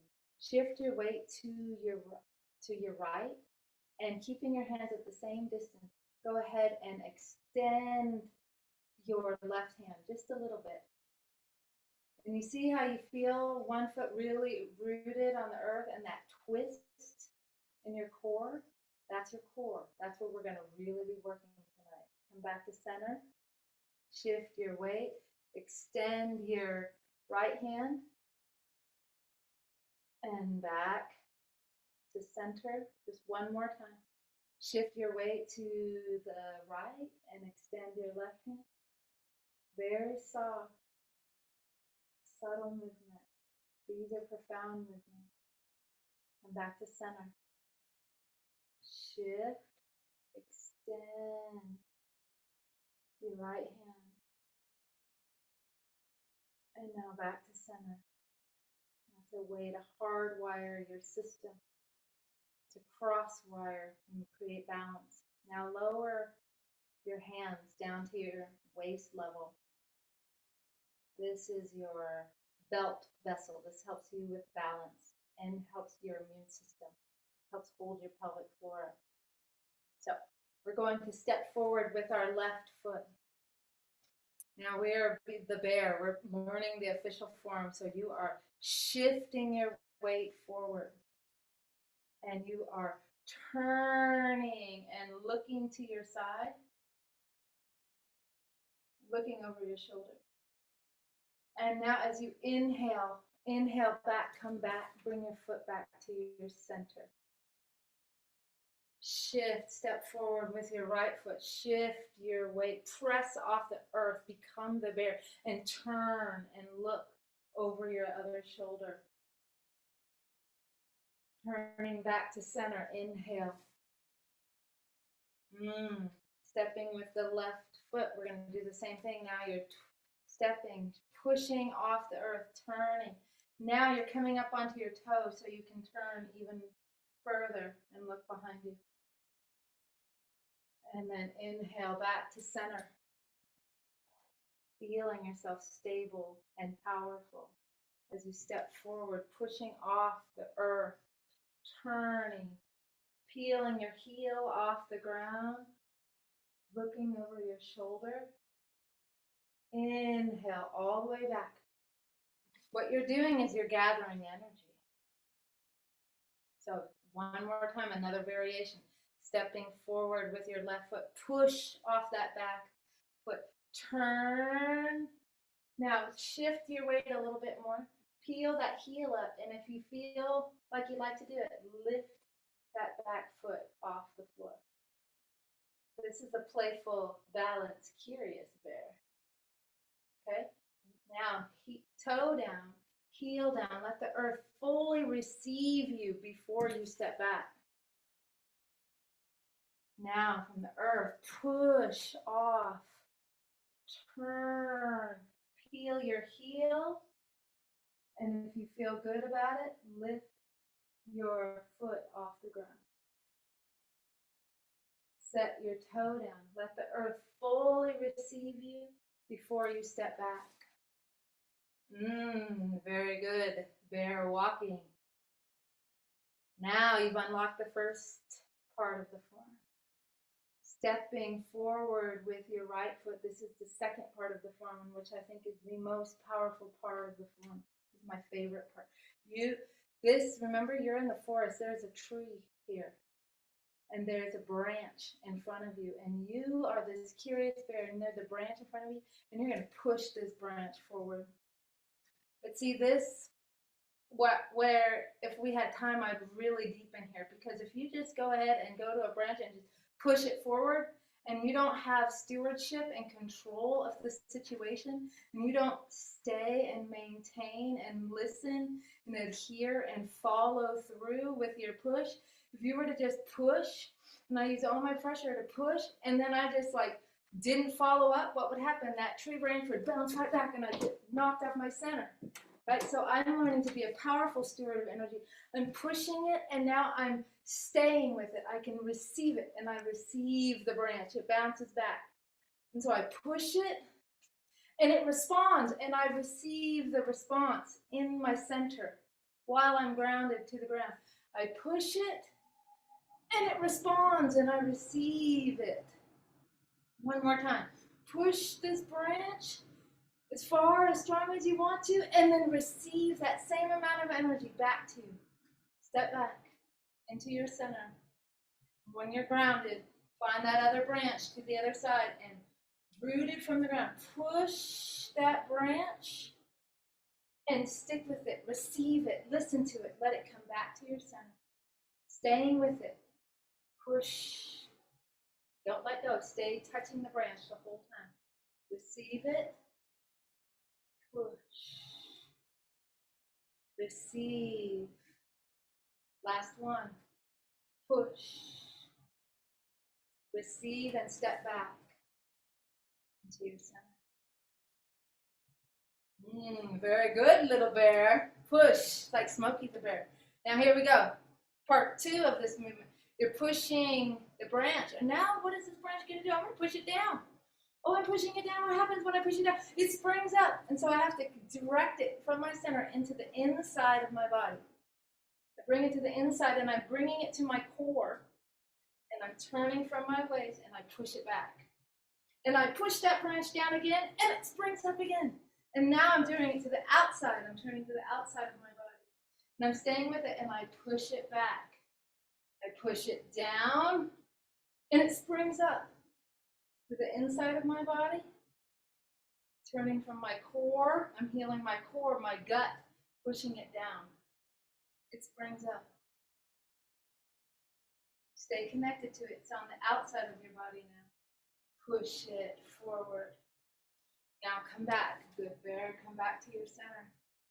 Pushing things around. Let's go ahead and we're going to push the other side. Right foot forward. Push this branch down with all your weight, like you're using your force. Pushing it down to the ground. And then it springs up to your inside. And you're bringing it to your core. And from your core, from your strength, from the earth, you're pushing it back. And you push it down. It springs up, and now you're on the outside of your body. And then you push it back. Last time we're going to do this one. Push it down. It springs up. Sticking with it, staying in your center the entire time. Push forward. Down.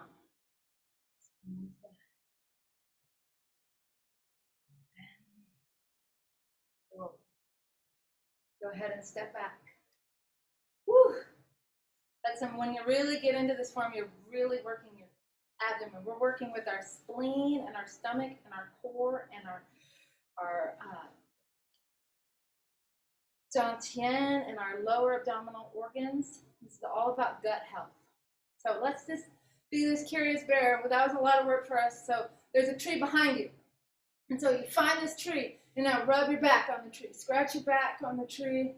Be all goofy and silly, and get that back scratched. Loosen it up. Loosen it up. Okay.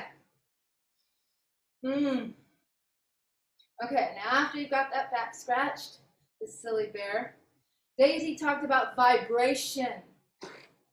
From a Qi Gong perspective, there are 5 gongs, 5 huge gongs in the world, and they're sending out 5 vibrational frequencies out into the cosmos. And from those 5 vibrational frequencies, everything is manifest within different variations of those frequencies. So this bear is the bear that's here to help you wake up within your dream. And so it's ringing the bell for you to wake up. So this is called bear bumping. So you can imagine there's a huge gong here. Or you can imagine there's a tree here. But I'm going to imagine there's a huge gong. And I'm about to ring this gong with my entire body. Right? So in order to do that, I got to prepare. So my left hand, I'm going to go toward the left. So my left hand comes down. My left foot comes forward. I'm going to use my powerful bear body, and I'm going to bump up against the gong, and I'm going to ring the gong. And when I ring the gong, boom, see how I vibrate? Boom. Let's do that again. We're going to ring this gong, same direction. Your hand comes down, and there is this vibrational gong here, and you're boom. Sending frequencies out into the world to wake them up, to wake us up. Other side, right hand down, right foot forward. You're going to bang this gong. Here you go. You're going to kind of bump forward. Here we go. Stepping back. Let's try it again. Hand down, foot forward. Know where you're going. Boom. Stepping back. Daisy also said, sometimes something keeps coming up again and again. So this is bumping. What do you keep bumping into over and over? What are you bumping up against in your life? Beautiful, bear. Shake, scratch your back, scratch your back. We're almost there. You've almost unlocked the entire bear. It took me years to unlock this form, y'all. You're advanced. Okay, after you've scratched your back, you ready? Stepping forward with the right. This is bear stretches. So these bears, you know, they love getting stuff up in a tree. So what you're going to do is we're going to, you don't need to have tight paws anymore. Your paws are a little loose. But you're going to step forward with your left foot like how we did. Shift your weight forward and turn your waist. And as you turn your waist, now right here, you inhale. And as you inhale, you're drawing this earth energy up, all the way up, all the way up, all the way up. And then you twist at your waist. You're kind of really feeling this way, twisting at your waist. And then from here, you undulate. And as you undulate, your ribs are massaging your internal organs. You're undulating. These forms are medicine forms. These forms are to create an internal environment that's healthy and balanced. And as you massage your internal organs, you're releasing an elixir of wellness through your body. Virgo is all about wellness. Bears are medicine keepers to keep us healthy. Okay, stepping back. Stepping forward with your right foot, press off the earth. And now press off the earth and rise up. All the way up. Turn from your waist. Now massage your internal organs as you undulate. You can make the sound if you'd like.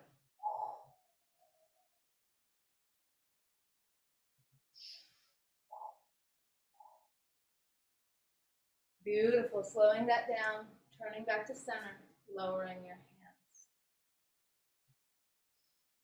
hands. Let's stretch that out. This other one, this is a little bonus piece for you. This is bear. You know, they like picking fruit. So reach up there, pick the apples from the tree. And you see what you're doing. You're rooted, and yet you're opening up all your sides. And these are your meridians. One time we can talk about your spleen 21. These meridians right here and this point right here that you're opening up, this is your dreamer point. So you're reaching up to get the fruit, and you're activating and opening these chi channels in your body so the energy can flow well, so you can live awake. Okay, so now go ahead and reach and grab a fruit. Enjoy it. Share the fruit. Bears love eating good foods, sweet foods. Okay, so we're about to be the final piece here. We're going to unlock this whole bear form here. And so you got to be a big old bear, and there's that tree in front of you, and there's a branch. And so you step forward, and there's a branch, and you pull yourself up, like use your core, like, ooh, pull yourself up. Pull yourself up to the branch, and then just boom, hang forward. The branch is here. You're hanging forward on the branch, like your bottom's in the air. And you're just hanging silly, like Pooh Bear would be on the branch. And you're opening up your spine. And you're massaging again, compressing your stomach and compressing your spleen. And you're hanging, flowing from side to side. And having fun, being held by the tree of life. Okay, come back. Rise up one vertebra at a time. That branch, push yourself back off that branch. All right. Let's do that one more time. So step forward, get that branch, pull yourself up, pull your body, use your strength, and then boom, hang over and play on that branch and open up your back and have a good time. Silly bear. Okay, coming back off that branch, push yourself up and off that branch onto the ground. Yeah, reach for some more fruit, get another fruit, get another apple or cherry, pear, whatever one you like the best. Pulling that down, eating that, finding that tree behind you, scratching your back. Scratching your back. And now slowing that down, slowing that down, slowing that down, slowing that down. Coming back, holding your tree for just a moment, coming back to your center, coming back to stillness, coming back to rooted, grounded, well-being, stable, vertical alignment, radiance in your body.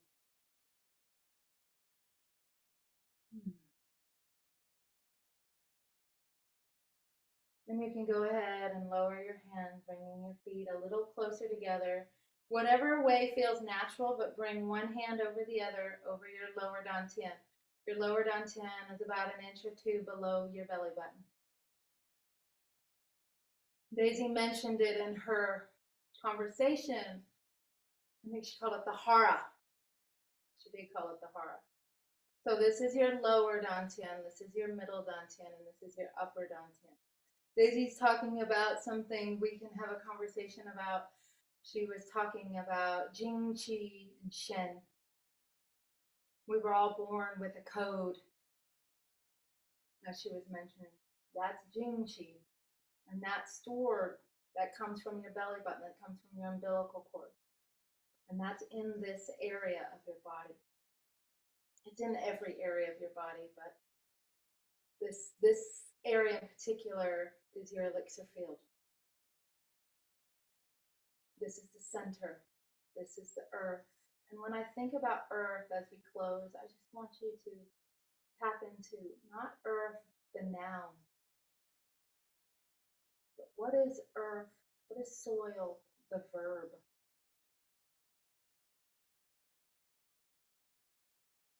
That, when we talk about 5-element Qigong and we talk about the earth and we just look at it as a noun, that's level 1 of understanding.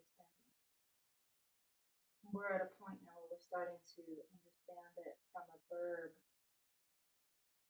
Earth, in a way, is neutral. It's a matrix for things to grow. This part of your body is that.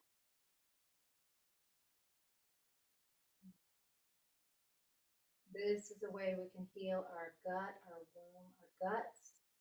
We're connected to our instincts. When your instincts are not just merely reacting to all of our wounding, but truly reacting to our environment from a responsive way that's accurate, those instincts then form a vibrant, wise intuition. And all of our intuition is fully online. Just sometimes our foundation, our center, needs to be recohered. So this practice, this simple, silly practice, is an ancient practice. It's thousands of years old. It's taught by medicine men and women and shamans all over the world. And you just got to embody. So I'm going to help you unlock this. You have this power animal, you always have, but now I want you to imagine from your spleen, from this side of your body. I'm going to turn around so you can see what I'm saying. This side of your body, the left side. From this side of your body, I want you to imagine that there is this cord. From there, there's this energetic cord, pathway, connection that you feel really comfortable having. And standing at your left side is a bear. At the left side of you, you now walk with a bear. This bear is here to teach you skills. They teach you skills about dreaming. They teach you skills about medicine. They are the original medicine makers, the original medicine people. Virgo is all about wellness, health, well-being, detail. That is a medicine woman. right? A medicine person, right? So this bear is your teacher to be an herbalist, to be a medicine maker. This bear is a protector, and this bear is so silly and goofy and fun.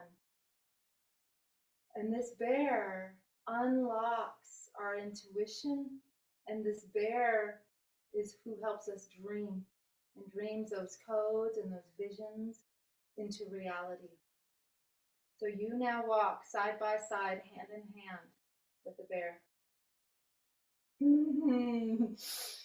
So whenever you need, you just know they're right here, and just let them come out, and they'll be with you.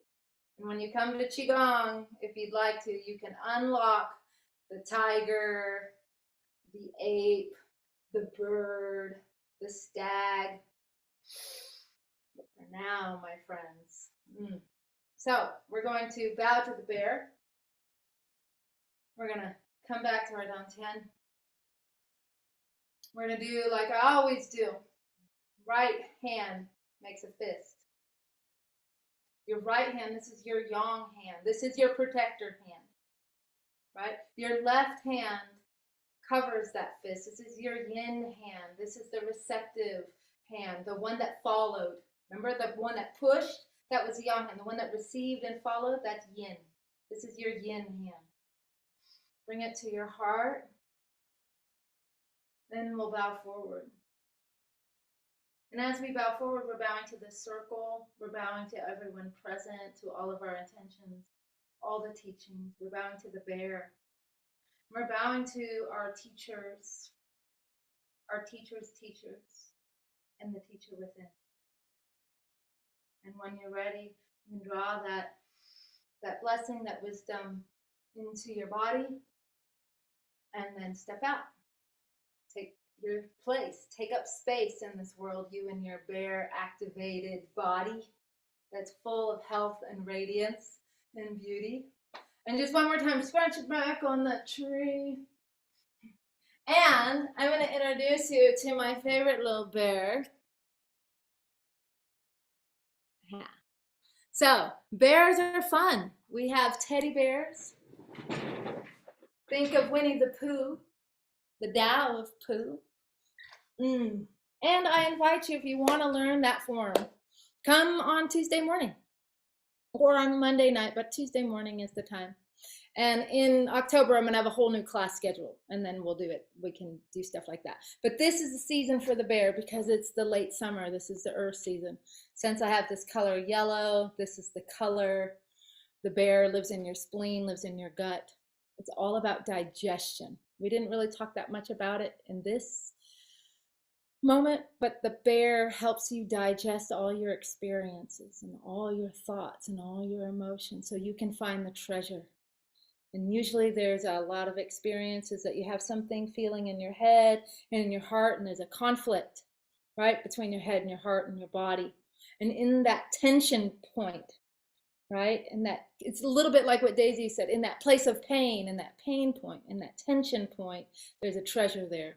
And the bear is really good at helping you receive the wisdom that's found in those places that requires excavation to get to. And so just know you've also unlocked that skill too. So thank you for practicing and playing with me.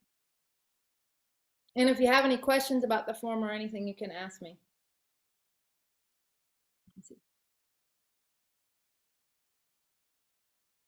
Yay, I'm glad you enjoyed it.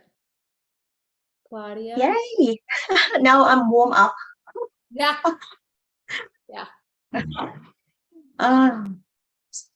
Thank you, Maria. And I just want to know whether you guys wanted to continue or you guys want a break. I know that we just had a break. Do you guys want to continue? I can continue. I also want to mention there's a few points that Maria mentioned about the spleen channel and the womb healing. A lot of the wisdom is already packed in our earlier events with Maria. There's a replay of the earlier YouTube video. So if people want to tag into it more details. Yeah. Thank you. We're gonna put that YouTube link in the Embody Starseeds Facebook group as well. So yeah. Okay. So the next coming up, we'll still have 2 more. So one is the goddess of compassion transmission, and actually 3 more. So no, actually 4. No, 3. Okay. Goddess compassion transmission, and then there is the dive deeper goddess transmission and reflection from Kyle. And then there will be a audience, which is you guys, the reflections. And I mean, actually before that, I will play Jane George, the open heart transmission. And then we will be doing reflection or light codes or painting or drawing. And then we will close the circle. That is what we are going to do right now. Is that all good? Any more questions before I jump in? Should we get our color pen ready while we are yes, we can sure paint? Okay. If you have any notepad, anything that you want to color, just bring around you while I'm just connecting.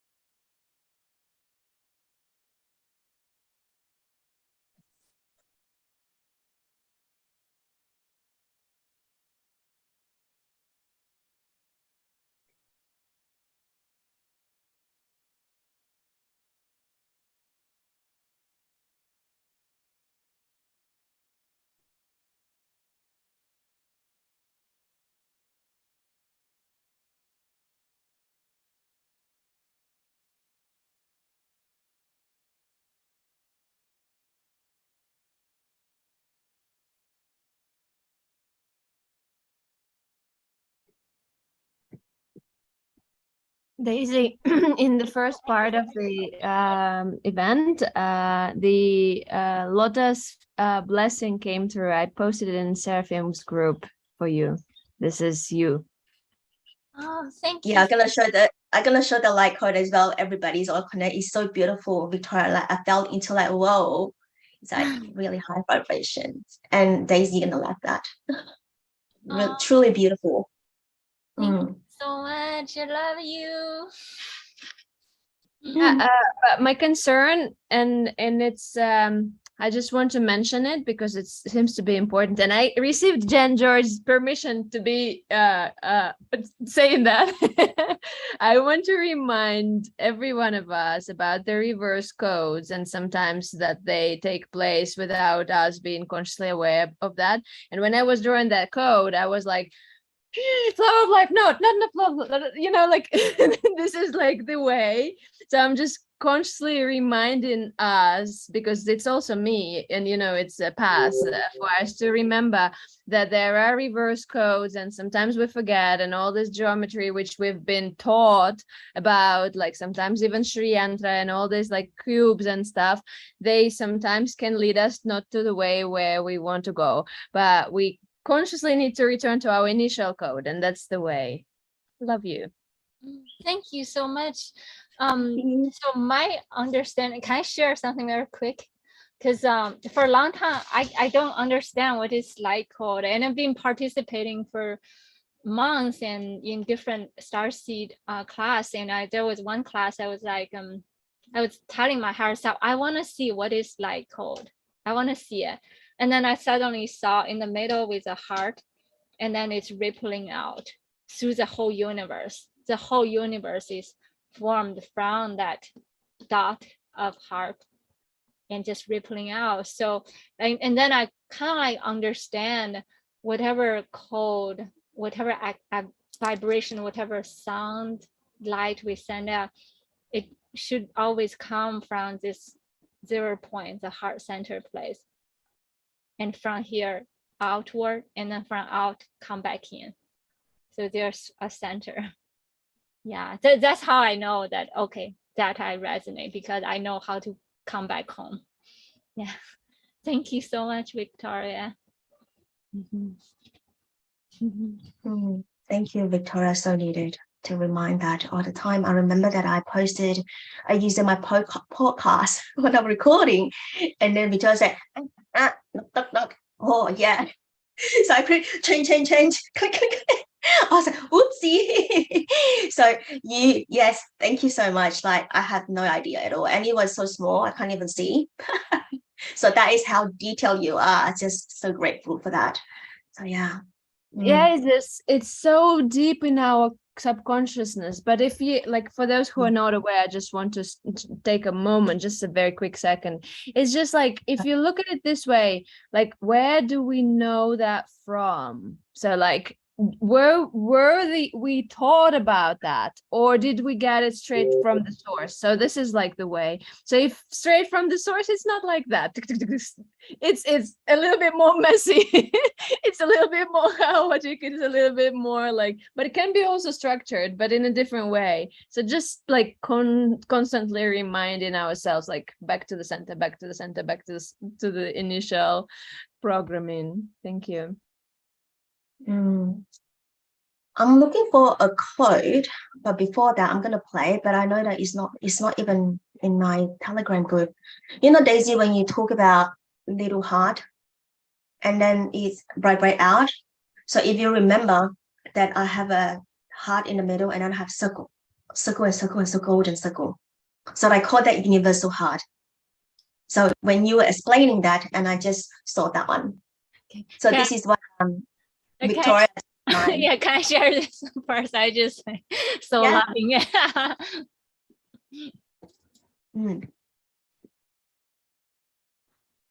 Yeah, Victoria, do you want to bless us with your light code, light language? I'm so humble. Okay. All right. Back to the heart, back to the center, back to the original. The wisdom is coming from the inside and from the original source, from the original teacher, that who you are. And trust your path, trust your expansion, trust your knowledge, trust your wisdom. The lotus flower is going to open up and bloom at the time when it is ready. Cannot force it, can only hold space for it to bloom.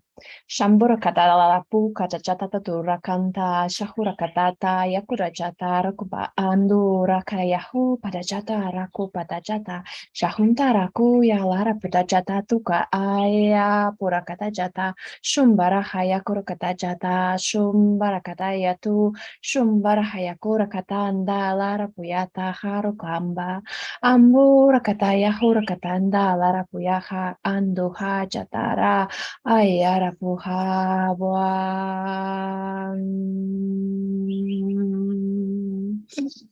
Shumbarahaya kurakataja tarapu alaya kurakatanda chukarahaya ku.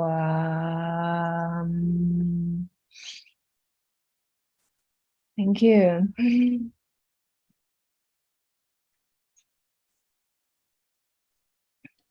So beautiful. Thank you. Thank you so much. Feeling very grounded. So grounded.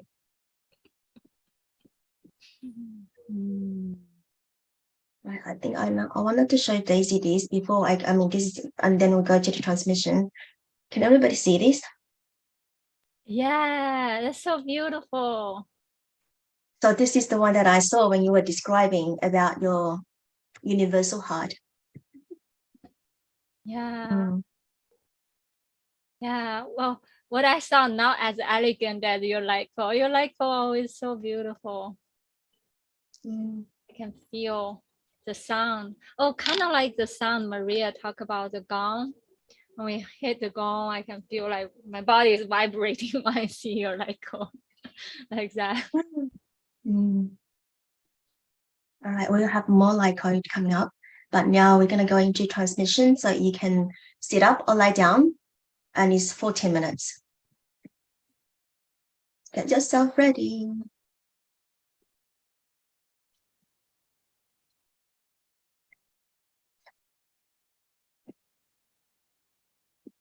Hang on.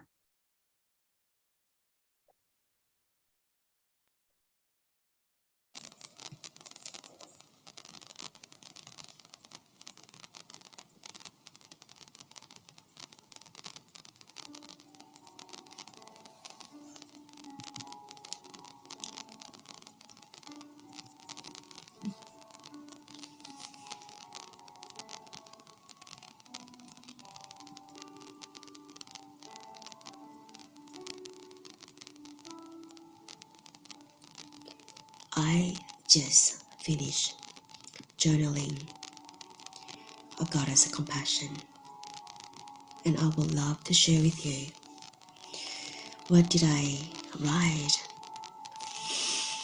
So goddess of compassion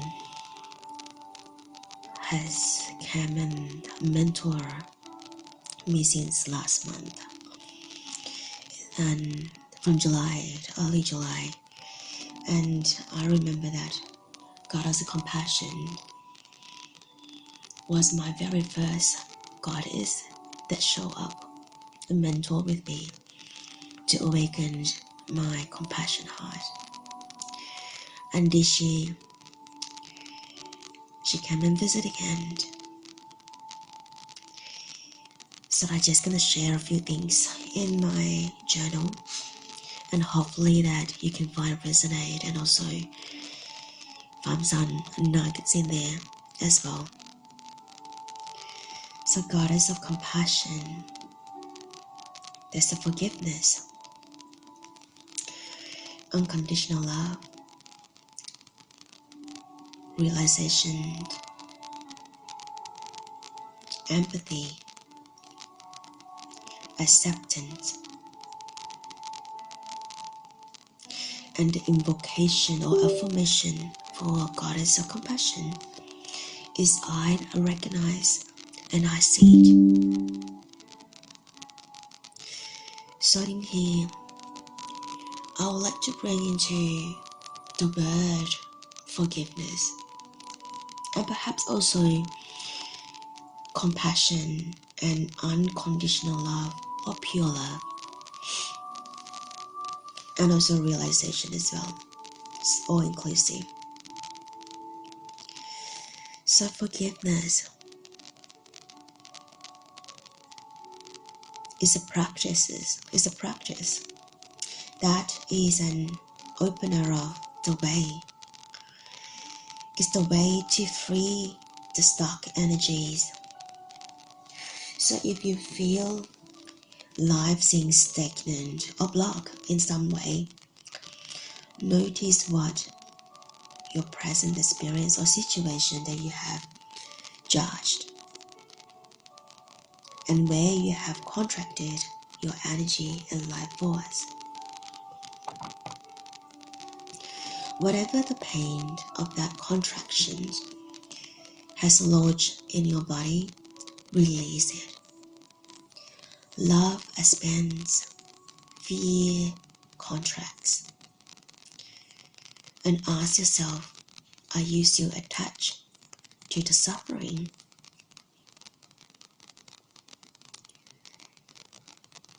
When the mind constantly put out comparison or competition, that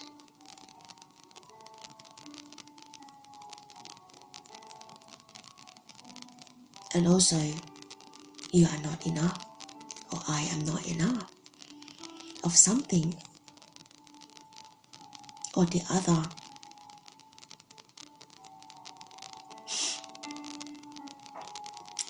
and you let that comparison and competitions in the mind produce that worthless show, self-worthless.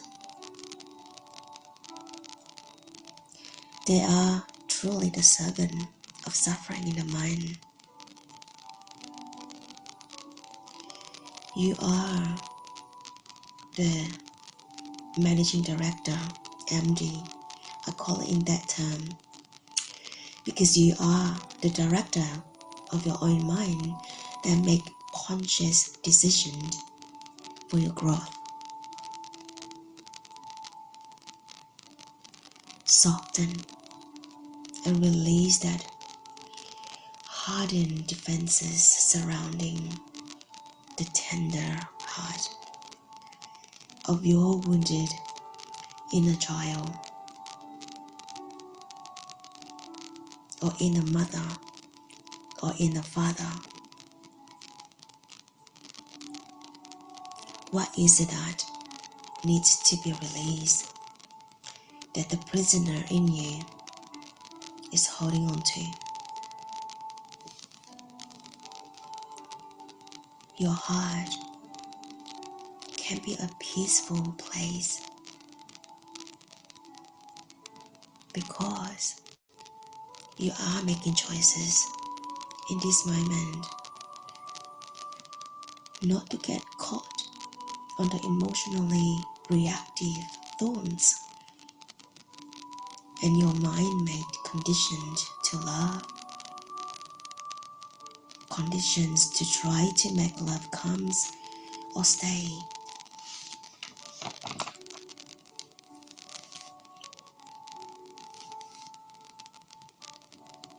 Recognizing in the light of awareness that love just doesn't work that way. Goddess of Compassion is asking you to love yourself, to forgive yourself, no matter what you think, or what you do, or what you have done. Because through compassion sees in the flawless clarity, radiance awareness, that smile genuinely, because it sees beyond the tiny confines of your egos, and hence lovingly holds the lantern for you while you are attempting to break free. Recognize what needs to be forgiven and forgive yourself. How do you forgive yourself? Forgive the way the divine or source does in absolute, unconditional, adoring embrace. Embrace without any condition. Imagine that the immensity of the love, such as the divine embrace, or God's love, or source love. That means a love where there is even no need for forgiveness itself, because there are just generally no conditions to the expanse of the love that's attractive, that holds the universe together.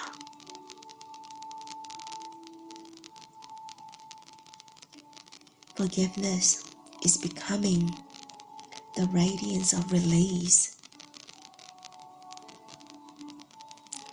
radiance that charge with the healing force of love. If it is your will, consciously forgive yourself. And now in this love and forgiving yourself for not seeing life experience through everyone else's eyes.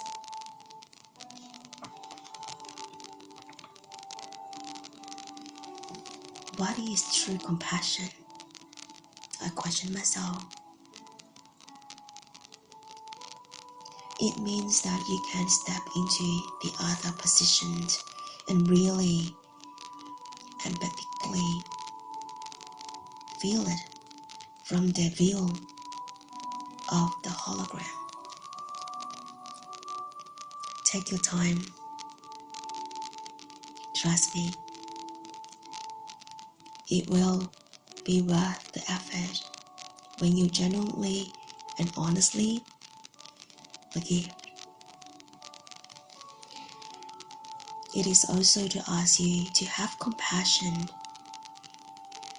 from that part of you which doubts itself and believe that it can make mistake or fail, since all choices lead to growth. The subtlety of what compassion is, it truly grows along with your awareness, because only you can truly define from within your own personal experience of what compassion actually is.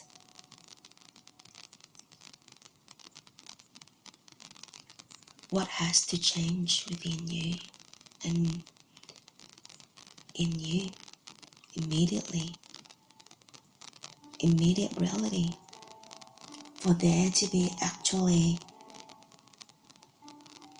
be in peace, be at peace in your heart. What has to change in your world that have movement towards that position? The movement towards acceptance of all states and all ways of being look like.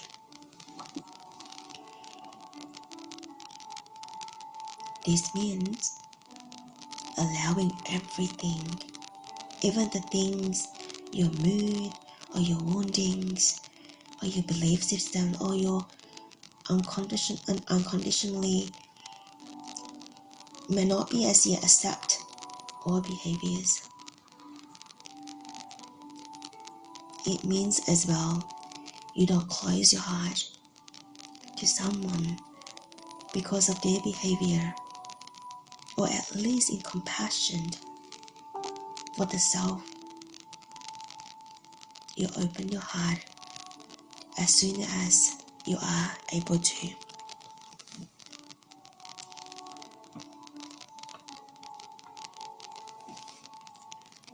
Divine love allows you to stumble in love, to fall in love, to fall and in love, and yet picks you up each time and gently brushes you off, kisses your cheek, wipes your tears, and smiles sweetly.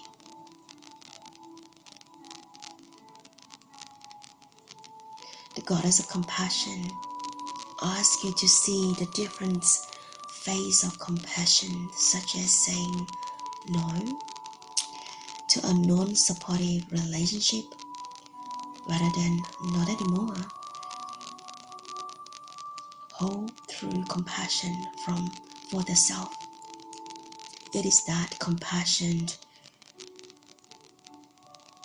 that you are being asked to hold yourself right now.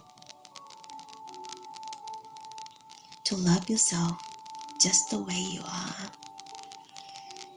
not when this or that is different or in some other lifetime, but now.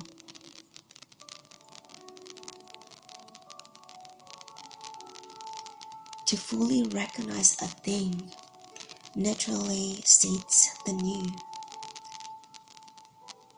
So the realization in you, the affirmation is I recognize, I see it. Realization that you are the translucent jewels in the eye of lotus.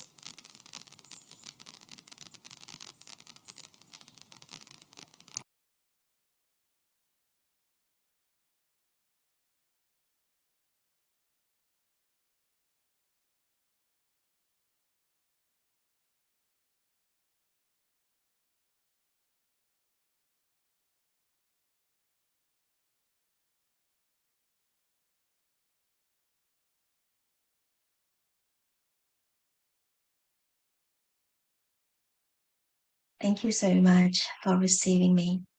So this transmission came 2 nights ago while I had a moment of the heart tenderness, and I stood up on my bed. I was like, I need to journal. So that is my inner well. And then I was like thinking about one of my soul sister, Catherine, and talking about not enoughness. So I started to recording. And I know that after I finished the next day, and then Victoria came to the chat about the forgiveness. I was like, we are in this energetic field. We all seeding. I receive and I seed. And I remember Daisy you were talking about while I was in the Kuan Yin temple in Chinese garden, and then we connected. And then he said, Lilian, I have a dream that you jump into my heart portal. I receive, I see it. I see it in your heart of this event. But it's only 2 nights ago, I realized that I was like, oh, this is what I was doing. Dive into your so do you want to share your dream, Daisy? It's actually not dream. I'm very awake, but it's like in the awake space, and you are also in another dimension, almost like in a trance space. You just enter into me. It's like you're leaking over the water. Yes, we are across the ocean, but you can leak over the ocean and enter into my heart. It was like, wow. Just felt like, I love you. And then I was scratching my head. What's Daisy talking about? But after that transmission, I was like, I could see myself like really like I see it. And I was like, well, I'm seeing already of this event. So I was like, wow. So yeah. Beautiful. Thank you so much. Does anyone wanted to share? Just 1 or 2 person to share before I go to Kyle. So I will invite probably those people who like Nick, Claudia, Yvette, and Antoinette, or anyone. I'd love to hear your voice.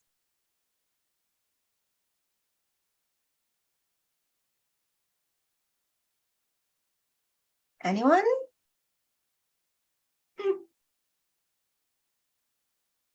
No one? Okay. All right, cool.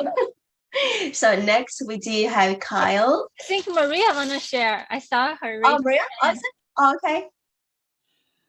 I just wanted to say thank you, Kuan Yin, Avalokiteshvara. She was my first goddess, my first ever to like have a statue of a goddess. She's here on this altar right there, and just the words of truth about compassion and comparison that came up when I was in the Goddess of Compassion temple this year in February, probably when you two girls were becoming friends. I was in a moment where I was a little bit comparing myself to a sister in the Goddess of Compassion temple. Like, oh my gosh. It's like smacking. Yeah. Right? And then so I was just like, oh my goodness, I was so humbled by what was happening because I was embarrassed too, you know? And so I just knelt down to Goddess of Compassion and just was kneeling down, and she like blessed me. And then in the vision, the sister I was comparing myself to was right beside me, and she's like, I need you both. That's why I have 1,000 eyes. So you're all my eyes. That's why I have 1,000 arms. You're all my arms. You're all my heart. All of you are extensions of my body. And it was a very profound shift. And so Goddess of Compassion, I could hear some of those threads being woven in your share and your transmission. So I just want to say thank you. Thank you. I just wanted to say thank you too. It's so much better having shared it with you guys. Thank you to the bear. I don't know all of that, but anyway, I just wanted to speak up. And again, this has been a wonderful experience. Thank you. Thank you, Nick.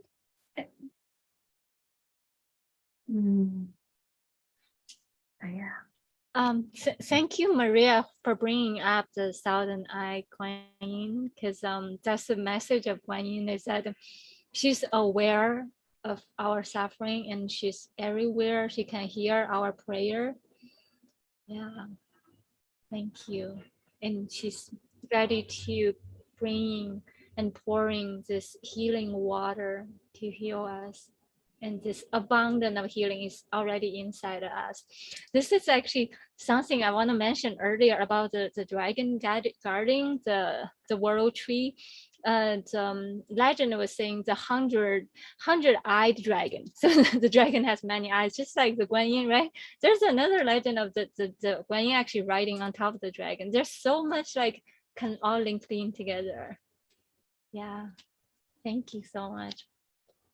Yeah, thank you for bringing that one out. When I first saw Kuan Yin with the white dragon, I was on my yoga mat, so I was like, oh, dragon coming. Oh, Kuan Yin. Oh, this is true. So I never knew that there's a dragon, white dragon, and a Kuan Yin. Like, I have to Google it. I was like, oh, it's true. So what does that really mean? So yeah, so dive into the mystery of the goddesses. And yeah, I love the goddess as well. Oh, all right. So we're gonna go to the next one. Is we have Kyle. So Kyle have initiated into a divine feminine well, and he's gonna share he's gonna share his journey, and also any of the goddesses that he feel to do the transmission today is all as well. So over to you, Kyle. Thank you, Lilian. Thank you for that beautiful healing transmission. I was seeing so many colors, like it was like a pool of colors of like ocean at my heart, and it just was like bawling through the whole thing. My heart, just allowing my heart to be tender. Yeah, it was bringing up things from all about like home. So like being in a home, like feeling safe in a home, like now having my own home. So it was like unraveling all of the times when I didn't feel safe in a home, like growing up, like, and like I was safe, but I mean like in the way that I needed to feel safe. So yeah, I was on this journey and this search and for like peace, but finally discovered that it was peace.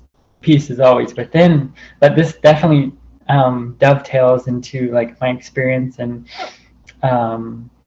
where I met Kuan Yin as well. Yeah, so a little bit about like the home. It's just feeling, yeah, like that worthiness that like, yes, I deserve my own home, which like I finally have. And for the past year, it's been feeling a little bit, it's like feeling more grounded in my home, but it's still that like little bit of like deep woundings of like unworthiness. So I feel like it was almost like self-sabotaging myself throughout the years of I felt like I didn't deserve like a safe home. Like that was in my subconscious mind. So yeah, it was just being reflected back into all these situations. And in search of peace, like I've moved a lot and gained a lot of experience from it. But knowing what I know now,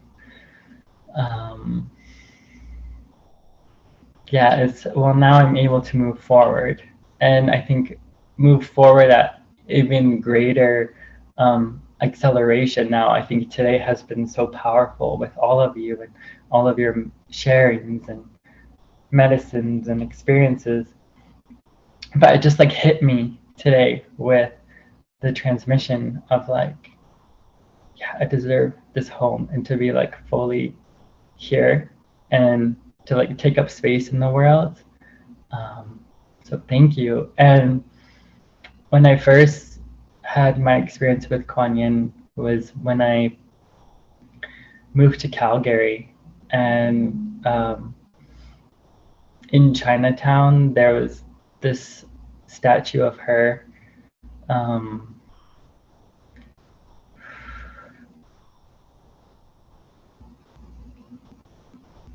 And I would always go to her Like I always could feel this like deep peace around her. So like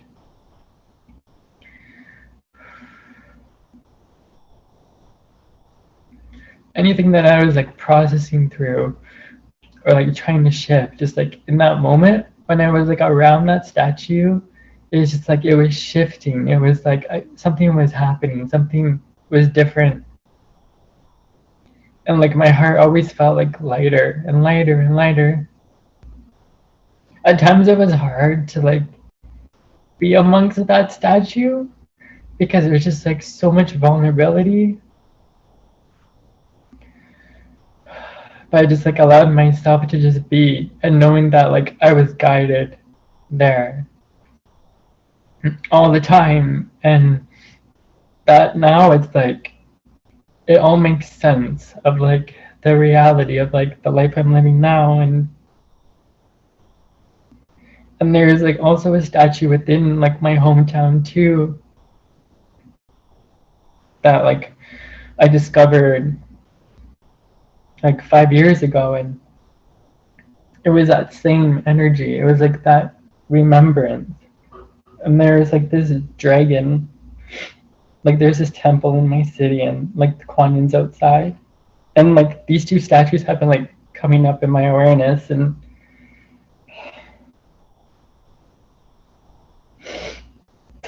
yeah, it's just like now like experiencing her through like my vessel, and like the whole experience is just been so profound. And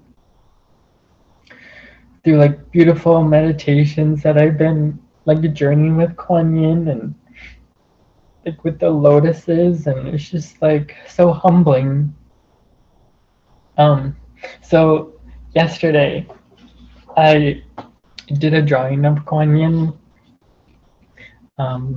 As in like for me she's like the goddess of compassion for me.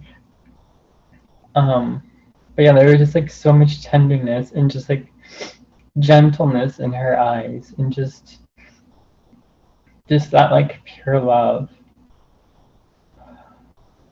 and just the softness, yet like she's strong and like motherly and nurturing, and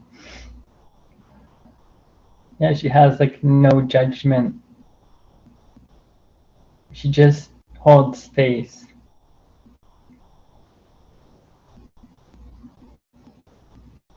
Yeah, I could feel her here. It's gonna sound some light language from Kuan Yin and from the lotus flowers.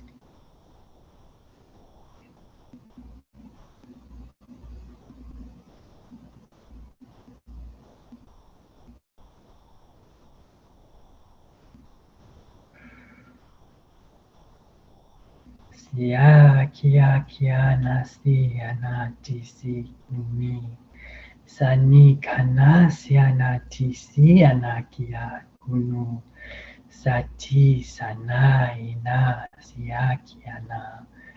Remember the love that's within your heart, that you hold deep within. This is your sacred treasure. Allowing your healing tears to touch this sacred treasure within your heart. Allowing yourself to be vulnerable, and allowing these gifts to be blessed through your tears. And just allowing that waterfall of pure love and blessings and gifts to just bestowed upon you and to bless you. And allowing your heart to receive the gifts from within, and receive the gifts from your heart for yourself, as well as blessing others with these gifts as well through you and through your experience. Tinaina sia sia kianati sunu saya sia kuni saya kunasia na kia sianati suki sana siana. Just rest safely in the tender arms and heart of the goddess of compassion. She's always here for you. Just allowing your heart to just melt within hers and to become one, and allowing your inner child to be held and nurtured from all those moments where you felt like you didn't have that support. Just knowing that she's always there, and just receive that tender hug and support now through this song. Sia kiana siani tu sayana kia suniku tu si sana hina kui Sonataya kumu sanianusia kunasianai sunutai sakimu Tuinasina Luisaiti Punu Sanainuta Kisani Tuniku. Thank you.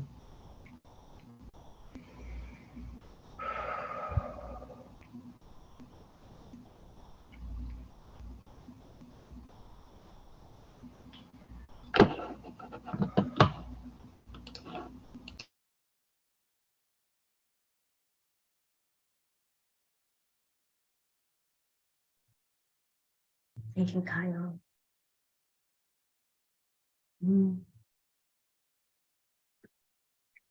Daisy, you have something to share, I know.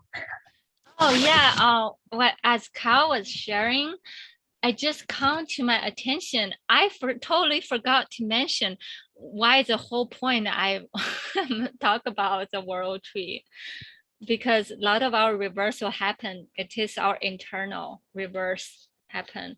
So when we feel suffering is coming from inward, that's why we bring in the goddess of compassion. Like wherever we feel suffering and pain, and her healing water irrigate that part of us. It turned desert into green land and bring life force just coming in. Just with that one drop of healing water, it just turning into oasis within us. Yeah. So this is, I start painting this as I'm listening to your transmission, Lilian. Oh. Oh, thank you. So beautiful. Get the auto paddle. My heart is open up all the petals. That was so beautiful. Your transmission, it felt like almost like the background, there's a raindrop. It's just like the water, just droplet coming into the heart and just bringing in so much healing. Yeah. I remember that I mentioned this before, that Sacred Heart Valley is the center of the heart, and all of you are my heart petal.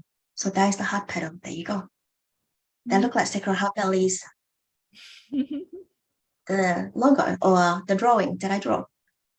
Remember the initial original template? Yeah, I remember. Yeah, I wasn't aware when it's pretty much all when we do drawing, we're not aware. I just feel like the heart joy. I just want to splash color everywhere. Oh, I receive. Thank you. Thank you so much. Love you all so much. Okay. So this is going to be the last one. I know that we have gone over time, but I know that when Maria wanna share. Oh yes, Maria. Well, I just wanted to soften and receive Kyle because he just shared so beautifully and intimately and tenderly of your experience. I could feel your experience and that safety for your home. and the cycle of self-sabotage, but that devotion to the being in the moment with the statue with compassion and your song. I could feel that. And so I just want to say thank you for that. And not just rush right past it, because you had to go and be in it, and you didn't rush past it. So I didn't want to rush past it too. You know what I mean? I wanted to linger in it with you just a little longer. So that's all. Thank you. Wow. Thank you so much, Maria. Slowing down, allow that healing pouring through. I can feel, my heart growing tender. I love that. Thank you so much, Maria. I'm feeling the healing. And thank you, Kyle, for sharing the healing with us.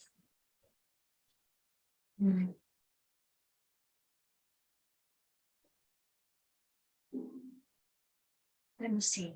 I'm trying to play my screen.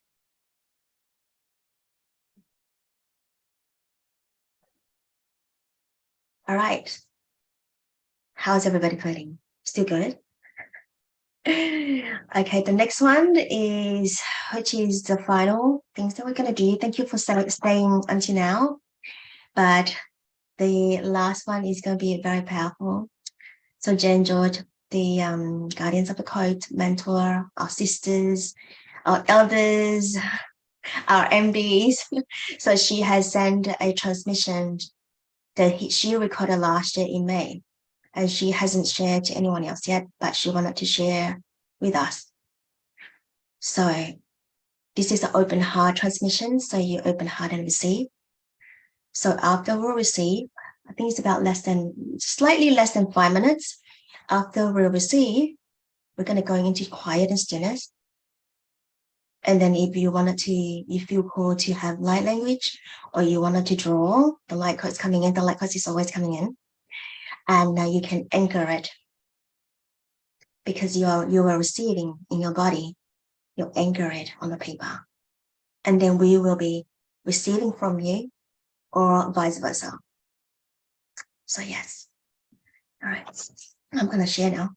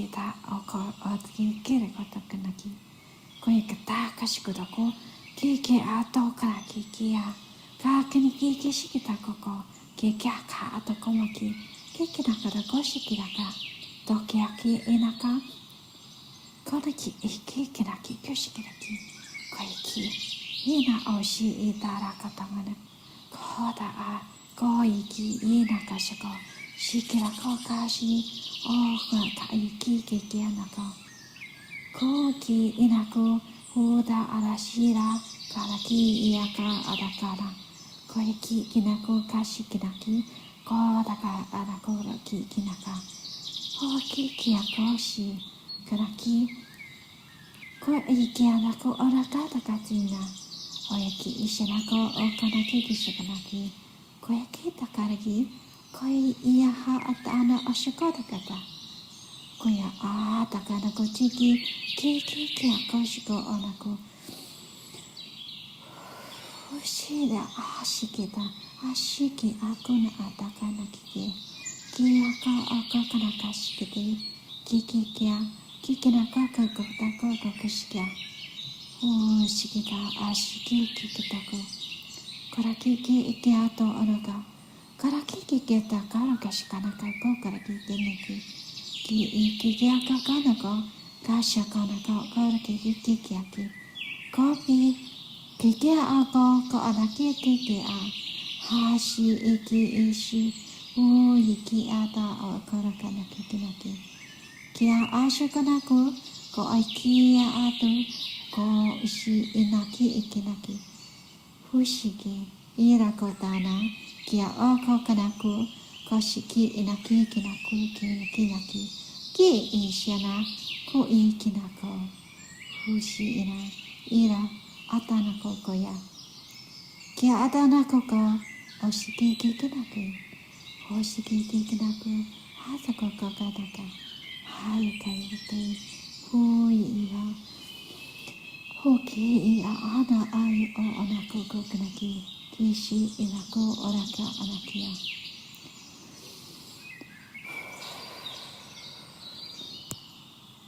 This transmission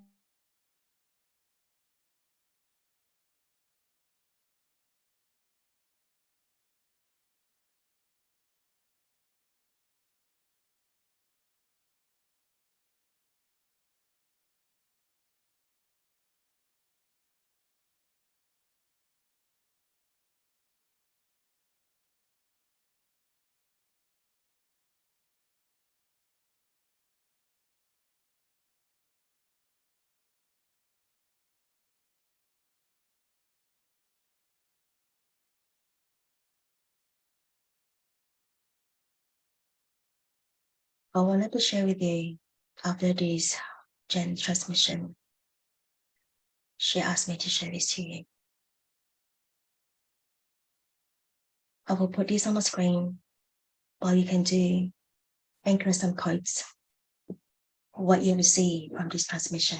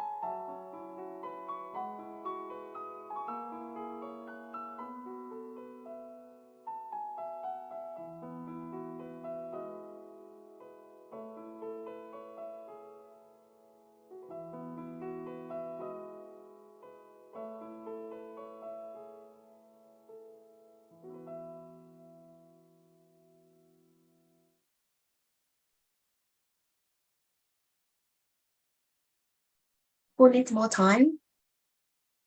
5 minutes? 10 minutes? Are we done? I'm done. We are done? All good? I think for the most part. Do you still need 5 minutes? Maybe just another 5 minutes? I'm good. Let's see You're if good? other people need more time. Okay. Maria, you do you need more time? No? Kyle, do you need more time? No? Okay. Alrighty. So we just gonna stop sharing things. All right. I'd like to share first Victoria's code. Is that okay, Victoria? Sorry, I can't see you. Is it okay to share yours? Okay. Right.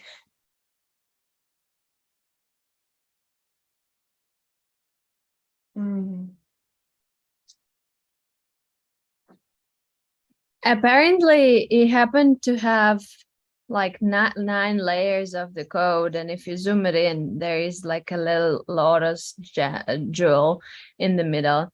So it's just like it happened. So I didn't plan it this way, but it seems to be very relevant to what Daisy was sharing. And yeah, that's exactly what it is: shedding the layers of the heart and opening it wide to reveal the beauty of the lotus jewel in every single one of us.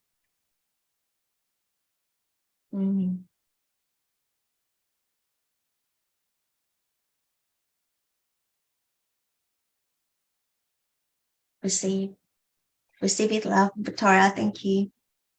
And yeah, the heart is very much connected with the womb for me, because it's like the womb and the earth and the heart is like all the same.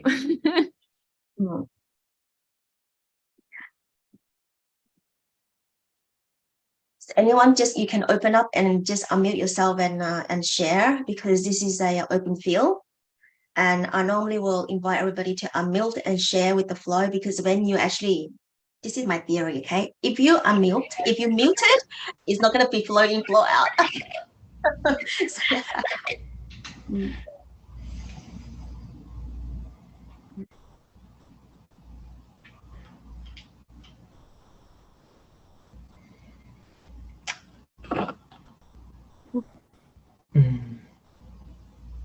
For me, it brings up a lot of healing, believe it or not, around like the day like Valentine's Day.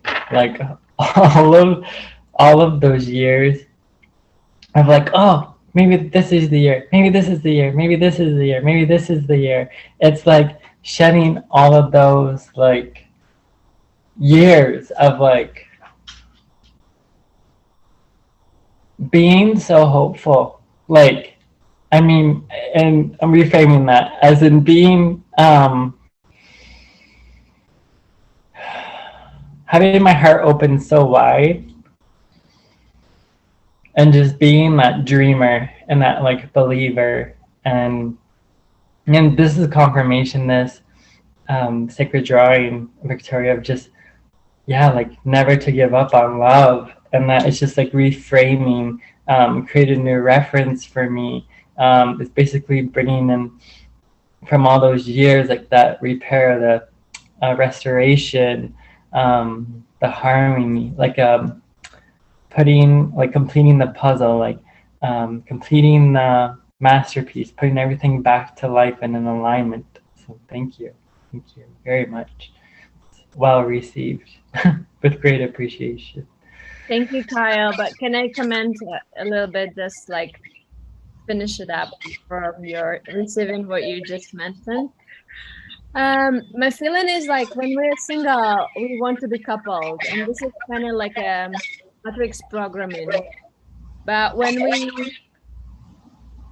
we connect from the place of wholeness, this is a totally different story.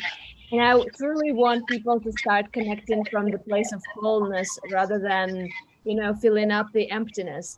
And like I see the Valentine's Day as a consumerism holiday, like where people are trying, like those who control us, try to place kind of like framing, like, okay, these are couple, those are not, you know. But we are not like that. We deserve different type of love, and this is a place of wholeness we want to find within rather than outside, and that is the deeper essence of true love, which we search for, right? Yes.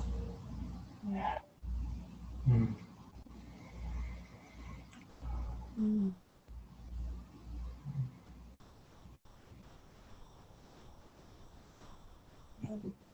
Is there any more wanted to share this code before I take it off the screen? It's Yes, so Daisy. full. It's like you know how like a fresh strawberry feel like, and it's a big strawberry, and it's my heart. It just, or the kind of heart it's filling in. It's like always abundance and always juicy. It's just more and more coming through. I feel like the part of me just not able to open up, like finally ready to open, even though it's slow, but it just so wanted to love that juicy, yummy strawberry heart, and just like I just say more coming to my life. Yeah, that's how I feel. It's just so beautiful. Thank you, Victoria. Thank you so much. I love that strawberry heart. And I could feel that as well, the bigger center is like a lotus heart, and then it just all magnetic going into. So we don't need to seek. We just be on the lotus and we just receive.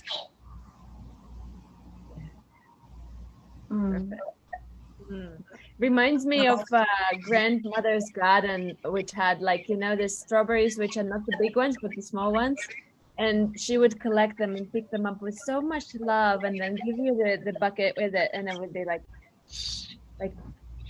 so pure. So pure.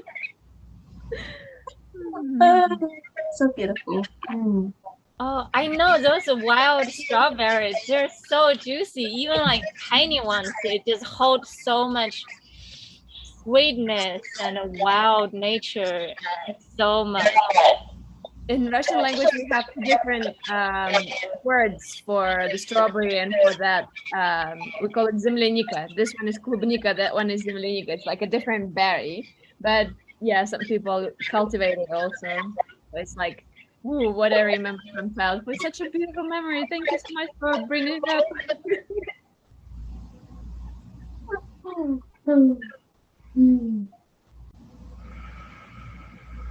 Maria, you look like you have something to share there. I could see that your face is like downloading a lot of information. You were seeing me say, strawberries. I was, well, you mentioned Russia. She mentioned Russia, so that's what I'm seeing. Okay, like my heart in a lot of ways is breaking right now. My heart is breaking for our brothers and sisters all over the world with Russia and Ukraine. They're giving out iodine, and it's like a war. And so my heart, these lines are squiggly, and they're leading to beautiful different directions, a lot of different directions. You know, they can lead to wholeness, full, beautiful love. There can also be all these different separations. You're the one that mentioned the code upside down. You have to know, I don't know anything about codes. This is my first light code experience, okay? So I'm not speaking as expert, I'm speaking as just seeing. And like, I have an altar, I have little babushkas, and I have the fathers of Russia and the cradle of the great mother, surrounded by love because I love them. And I couldn't hold unconditional, we talked about goddess of compassion. I couldn't hold unconditional love to Putin right now because I'm actually really fucking angry what he's doing, right? And I couldn't hold unconditional love, but I could hold compassion as a midwife. So I went through this whole journey of midwifing the fathers of Russia, you know, Lenin and Stalin, I don't have everybody's name, but Gorbachev and Putin, and midwifing them into love, right? Because I could hold them as love, and midwifing them as babies, And as their mother, I could hold their mothers, and I could hold their family in love. And so that finding a way to hold this situation in love is so important. And I'm so glad you mentioned Russia, because I was thinking, like, you know, right now I want to be so grounded, and at the same time, like right before this call, I just burst into tears, and had to pull myself together about what's happening right now in our world. And so this and mother, the bear is the totem of Russia. It's called the mother. The bear is the archetype of the bear is also related to the mother of Russia. And the bear is generally very sweet and docile unless they're protecting something. Right? Unless the mother bear is going to protect something, then she'll be ferocious. But it's not like a bear to just attack. So there's something wrong for a bear to attack for no reason. So I don't know what's wrong, but my heart is breaking, and there's something incredibly wrong. And there's a potential that it could settle into being right and good and wholesome and loving. But it's like on a brink. There's like, you see the red, and then when you turn your head, you can't always see the white, but you have to turn, and there's like a separation between red and white. In some ways that you see it. So there's a unity and a all at the same time. So that's what I see in this heart of the motherland of the bear of Russia, with the babushkas who are holding, and my babushkas back there they're decorated with strawberries.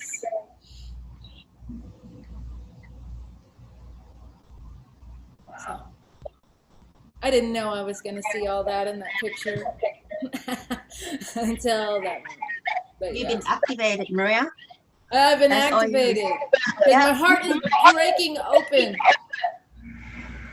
Maria, my babushka's name is Maria.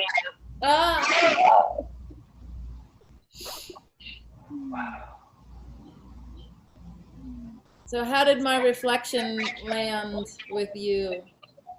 Yeah, totally perfect. That's exactly what it is. I'm trying not to look that much to that direction, because I see it more as a manipulation and control. But like the whole thing is about producing more fear and separation. But those who have an understanding, they stay strong in their own frequency, and that's exactly what we're here for. Anchor a different type of life and love and support for each other, for people to be able to bloom despite the manipulation and control. But it was hard because as Lilian mentioned, I was in this forgiveness process, so I tapped into the father frequency recently, and I had abandonment trauma from the father, but I thought that I have already processed it. But then when I was working with a client, it showed up, and I had to address it again. But then I had to connect with him verbally on the phone. And when you connect with people and you see that they kind of support this, they support this situation, they support these actions, and they support this what is happening, because this is how they grew up. They have this in their blood, saying oh, we are better than they, we are warriors, we are this, and it's just so hard to forgive that they are unaware of what it leads to. And so, yeah, it's a process, but also a heartbreaking and heart-opening process.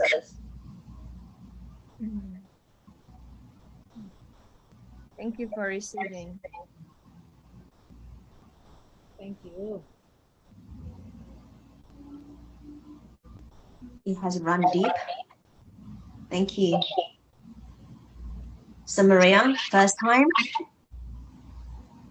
doing the code, receiving activation, heart opened. Well done. That is how you receive. All right. So is there anyone who would like to share more, or just going to off the screen?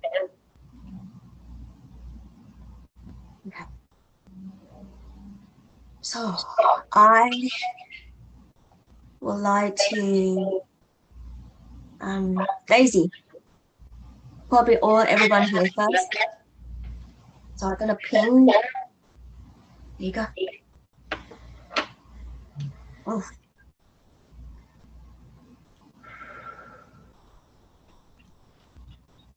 Daisy have been doing a lot of this. How many papers that you draw is all like this? Yeah.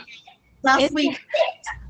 Deep into the waters and into the swirling portal. I don't know what it is.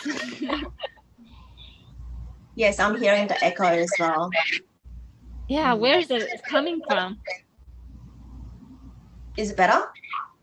No, let's see. If I try to mute everyone and see if it's oh now Maybe it's just, down.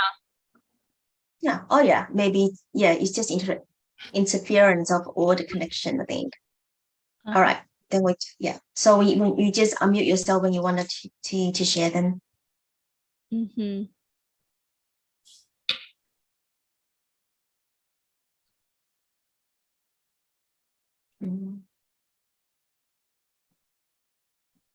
When I was feeling Jen's transmission, so like me, it's like light code doesn't really flow fluently because I have a lot of mental programming. Take me a long time to unprogram them.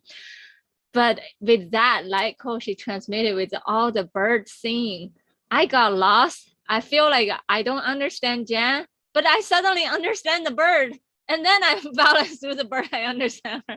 And then I suddenly diving into this deep, like swirling, like pool of the forest, the pool of the deep forest. It was quite beautiful.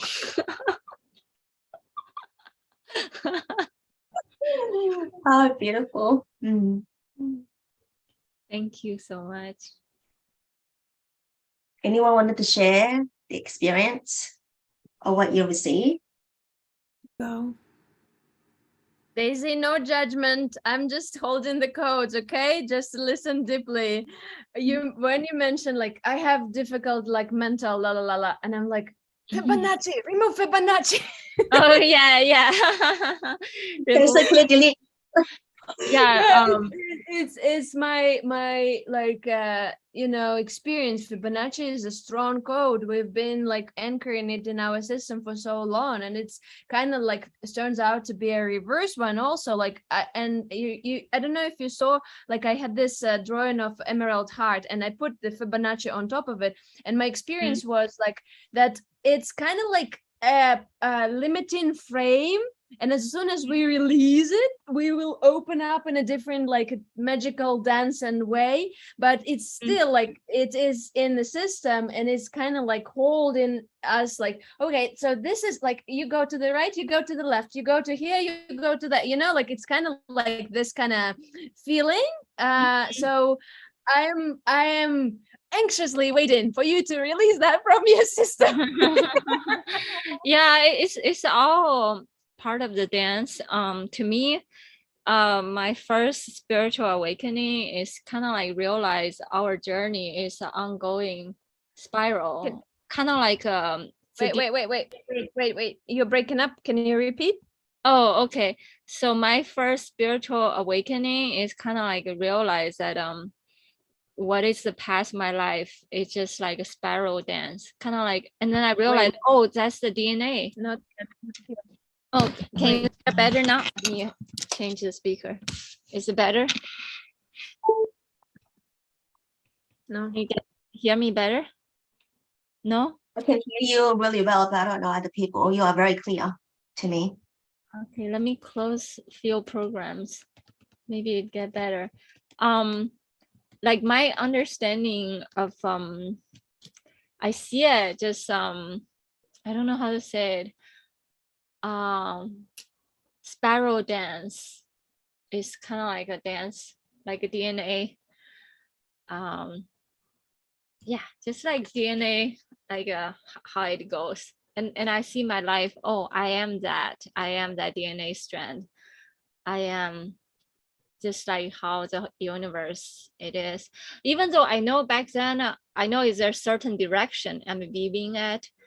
And I know right now I'm kind of like re-anchoring myself. So there's certain timeline I'm no longer follow that path, but I felt like there is certain reason that I walk that path that guiding me to another path.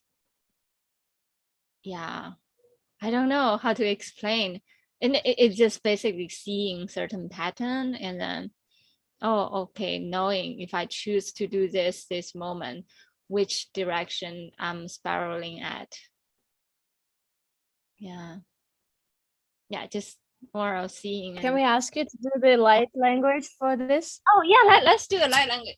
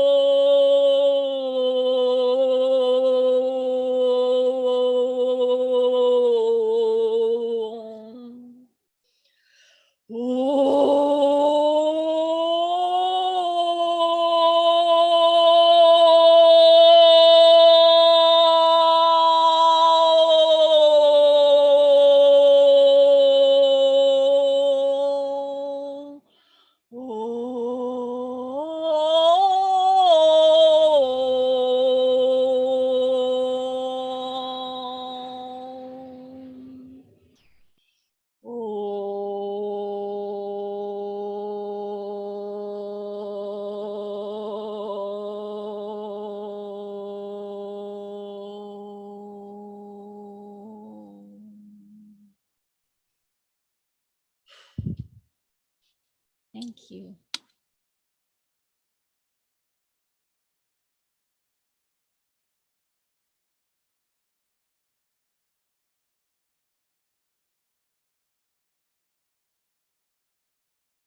I feel that I just had my wound cleansing. I just clearing the whole. It's clear. I was like, this is nice. Oh. I'd like to invite Yvette to come on the screen. Oh, hi. Hello. I don't know which one to start first. I'll go with Victoria. So I felt like there's something inside going to my heart, and there's like this beautiful pressure. It's like it's swirling around, like, and it's so lovely, and it's really marvelous. And oh, the daisies were just by looking at it, and then I was so mesmerized by the swirls and the light codes. I think that's what you call it. And then the light language. I feel like I heard birds chirping on my ears, like singing around my ears, and then I feel like my chair was spinning like around my house, like this fan I have. Thank you. Thank you very much. Thank you, Yvette. Thank you for showing up. Did you draw any light code at all? Oh yeah, yeah. How do I? Oh. Sorry, I'm on my phone, but like this, is what I've drawn so far. Mm-hmm.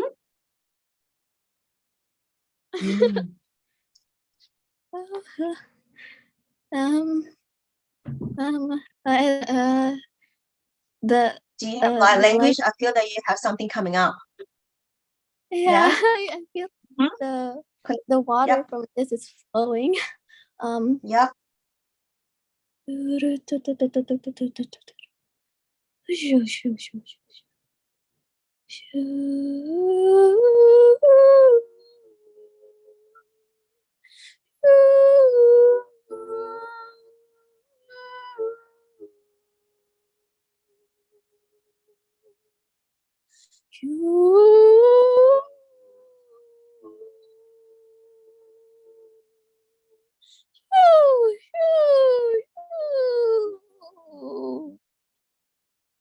I'm sorry, I'm sick.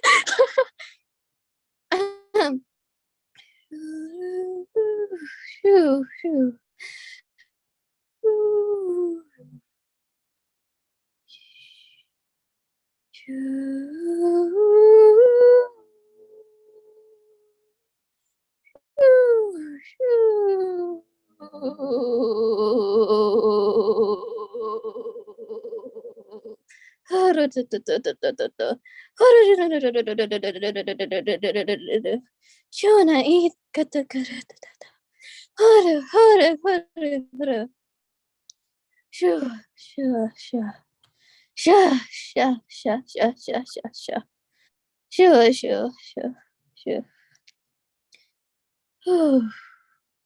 Oh, thank you, thank you. Thank you, Yvette. Mm. So Yvette is a new star children in the Guardians of the Code initiate. And she will be joining our triad meeting this week. Daisy and Kyle, she will be coming every Thursday or any other days. So yeah, so I welcome her to attend. And she said yes. And this morning, 4 o'clock, 5 o'clock, she said, whatever you are, good morning, good evening, good night. I said, I'm good morning, no sound yet. So yeah, so we did a code together. So I said, if you wanted, I invite you as well, her as well, to come in at that particular time. So those are the time that I wake up and I create codes. And so she said yes, and see how you go. No, just whatever you are, you just text me. I'm always up. So yeah, and she is just so sweet. And she called me Mrs. Lilian. Oh, Mrs. Lilian? No one called me Mrs. Lilian. I said Lilian. That's it. It's just a gentle soul. So yeah. Thank you, Yvette, for really courageously did the light language. So yeah, and now look at you can see on the screen. I can see your face. I haven't been seeing your face. This is the first time I've been talking to you. Like yesterday, just like the whole 2 hours, 3 hours. So yes, a lot of chatting, but she's the master. I said, but we're all very humble. We're all one. And yeah, welcome you to the GT Guardians of the Code, and also Sacred Heart Valley as well. Yeah.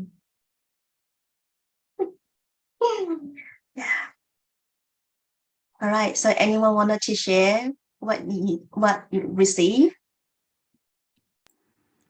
Yeah, I wanted to share. This is Yes, Claudia. Claudia. Hi there. So what I got was with Jen's code, her light language. It was so beautiful. I actually, for the first time that I've been listening to light language, that I've been able to see it and feel it, this was the first time I actually got an audible message. And it was beautiful, and it was a message to keep moving forward. And when I was listening to the birds, I could feel and see around a beautiful garden. And I just saw a beautiful tree. I don't know if you guys can distinguish it. But it's just, I drew the bottom of the tree because the important part was that it's a big tree and people sit around it. And the other vision was an elephant. And it was very forceful, very strong, moving forward. And then I heard a message coming in, just keep moving forward. And that I'm not alone moving forward, that I need to call in, see that all of my guides are going before me, creating my path. So just the elephant was a symbol of they are pushing forward, and I just have to get along for the ride. So I just loved it. I just wanted to share that. Thank you.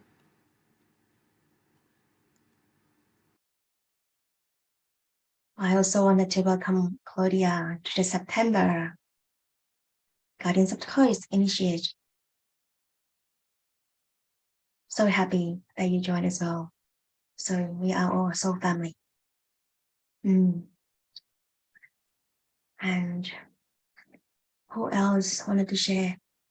Keep sharing all the messages on the chat, because that can be downloadable in the recording. And who else? Maria.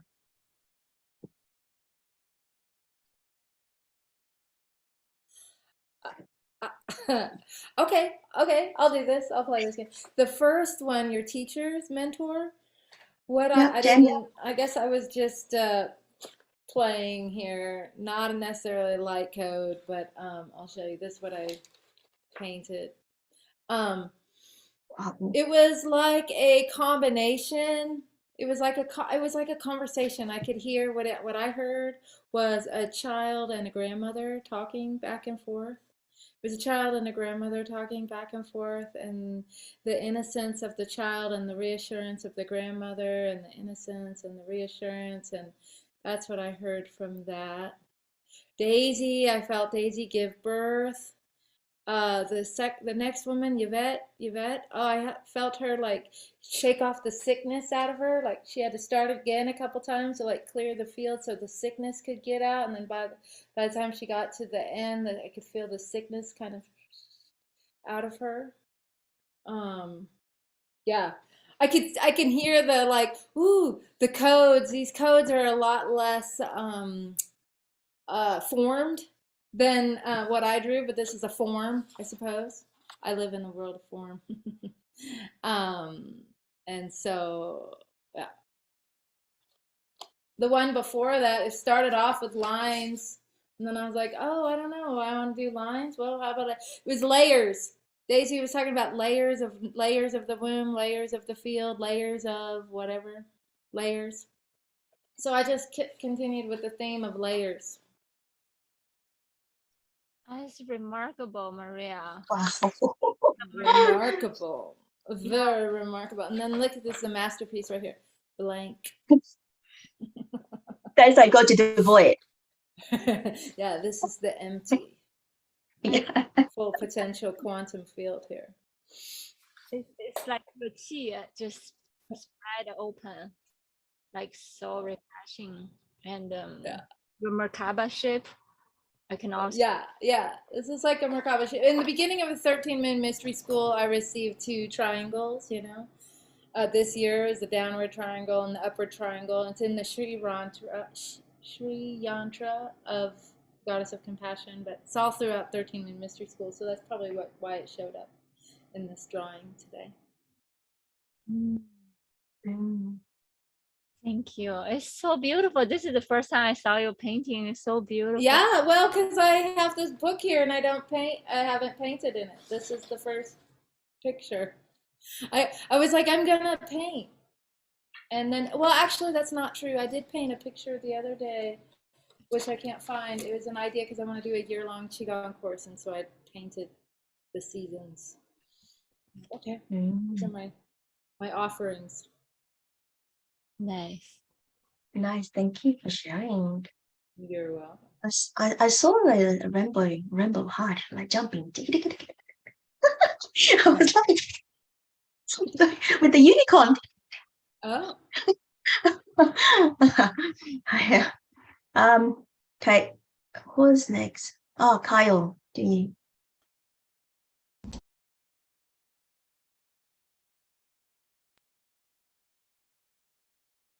There we go. Wow, I love everyone's drawings. I just love, it's like we're in a new, we just like float into a new chapter. Like, yeah, just like beautiful new energy. It's amazing. Just like celebrating us all. Incredible. So this was my drawing from Jen's light language. So it was, what I was receiving was it was bringing in, so from like my story before, it was unraveling, and then this is like bringing in. So bringing in new change, new receiving. It's like my heart's like fully shining now. It's like my new heart. It's just like beginning the life that, like, creating from that new reference, and like from being so patient, it's like finally like it's all here now. I'll just bring in like my light language.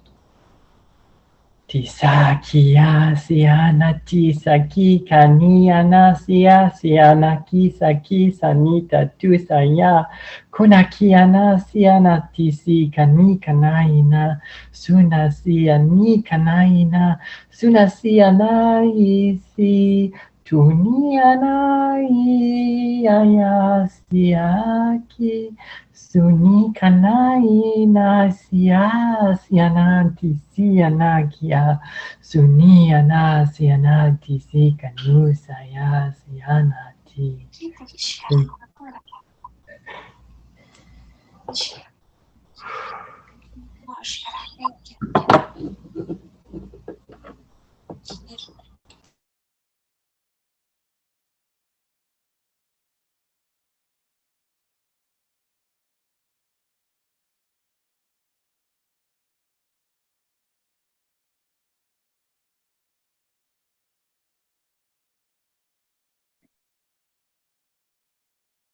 Anyone wanted to share what you received from Kyle?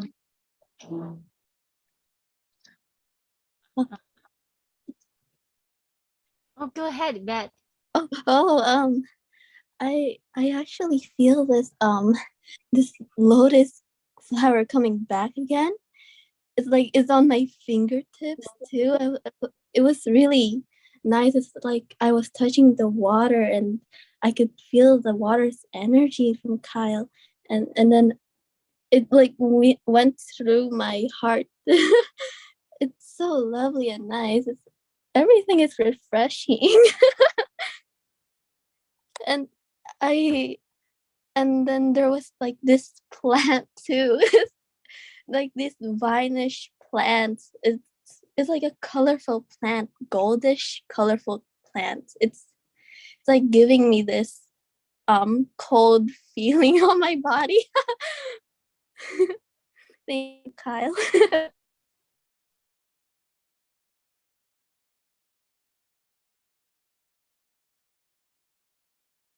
You're welcome. Thank you, Yvette. My feeling was about healing the heart from previous trauma bonds and like heartbreaks and all kind of misfortunes in terms of romance and false expectations, and releasing these expectations and uncovering the true essence, which is like pure love from to begin with. Yeah, thank you.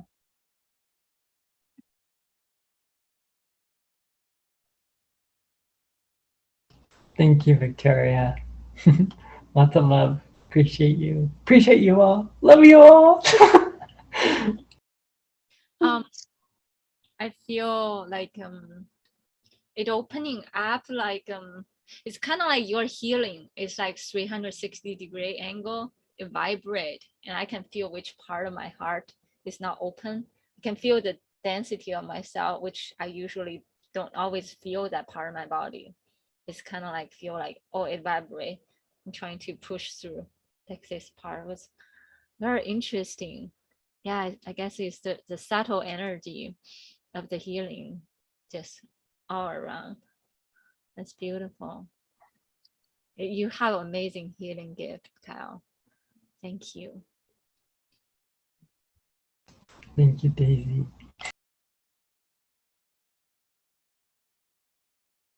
Thank you.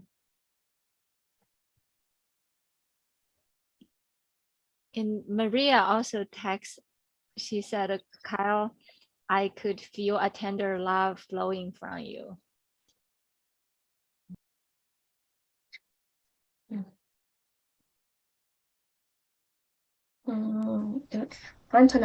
Antoinette, do you have? Would you like to share?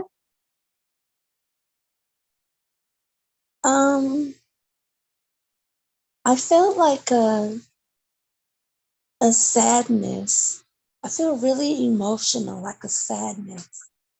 It was when Maria started speaking about Russia.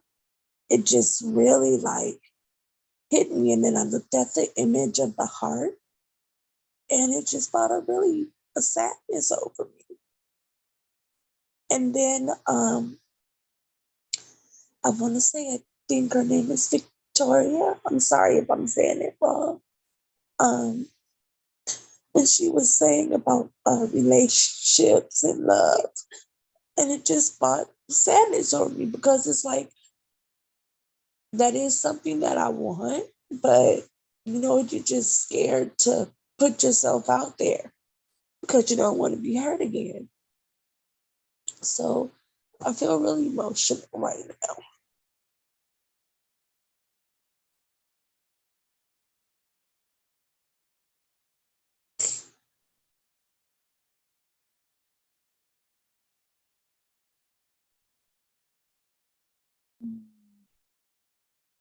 We're witnessing you, beloved sister. Just allow the emotion pouring through. Just allow the container of the mother's love just tenderly holding you. Mother of compassion. Just surrender. Yeah, we are here holding you tenderly. And thank you for being so vulnerable now. Just surrender and open. It's so beautiful. Our inner tender feeling, so beautiful. Allow this cosmic womb just fully holding you tenderly in love. Yeah. Love you so much.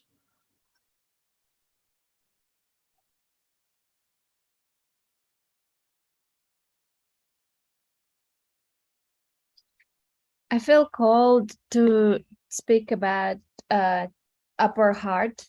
Antoinette, thank you so much for the vulnerability. And when you mentioned that you want to put yourself out there again, but scared of being hurt, and as I work a lot with sacred unions, this is a very important thing.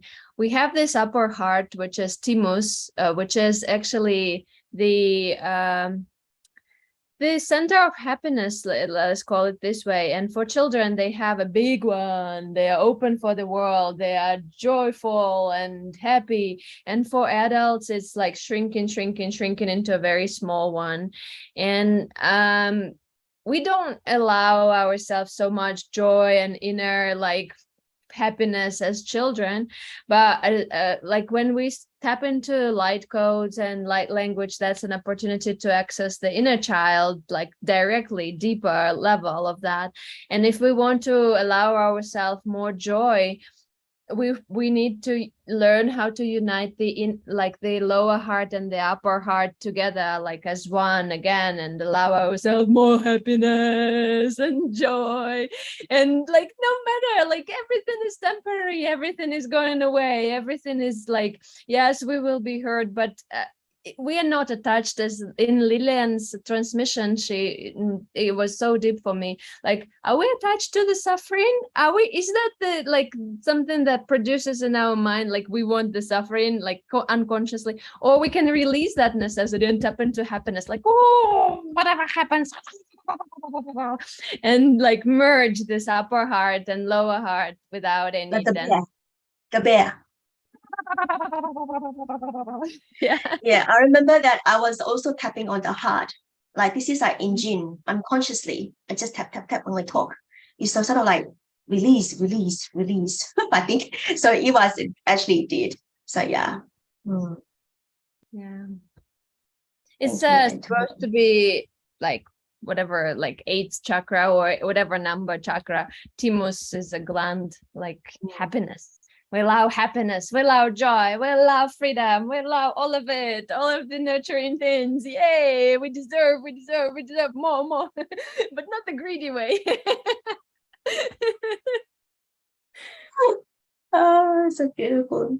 Thank you, Victoria. Thank you. Yeah. I guess it's the last person, which is me.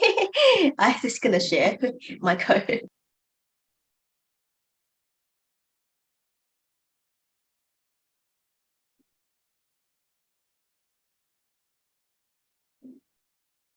So I listened to Jen's transmission. Actually, one step back. I received Jen's transmission this morning, like really early, maybe 5 o'clock. And I was replying, say, thank you, Jen. I really appreciate it. And then I started to, my heart just, I could feel it wide open. I was like, I'm typing, okay, my heart is open. And then my teeth just came, just sort of like releasing, like really tender. And I was like, what's happening here? So again, it's sort of like receiving the open heart. That is like, yeah, like in the goddess of compassion, walking as one, the heart is always open and open and opened. And constantly have the heart healing. And also that this morning I have a really purity of the healing because of Yvette. And I have to say thank you, Yvette, that she was actually with me and holding the space for me as well, as much as I hold her space.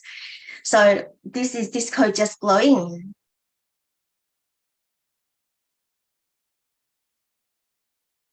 And for me, this is my Andromeda code. When I heard about the bird straight away, yeah, I have many homes, right? I keep talking about homes. So Jen and I, we have the same mother in Andromeda. We have a journey back. It was really heartbreaking in a way that not heartbreaking, and security lead. It's really hard expansion that, yeah, we sort of like part of the family, and this code just flowing of that. So it's Andromeda. So Jen is my elder sister. And to be able to have somebody hold, because I'm the eldest in the family, I always holding space for people, always, when you are the eldest, you do everything. And being able to be held by Jen, by all of you, not being alone in the journey is huge. And I just see that there's a lot of soul family around me. They're holding me so tightly, so neatly.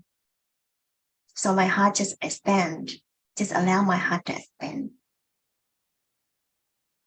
This is actually the first time I can decode my own code. I don't know.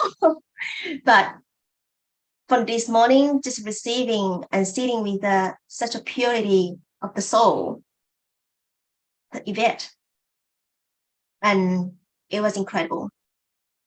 So yeah, thank you, Yvette.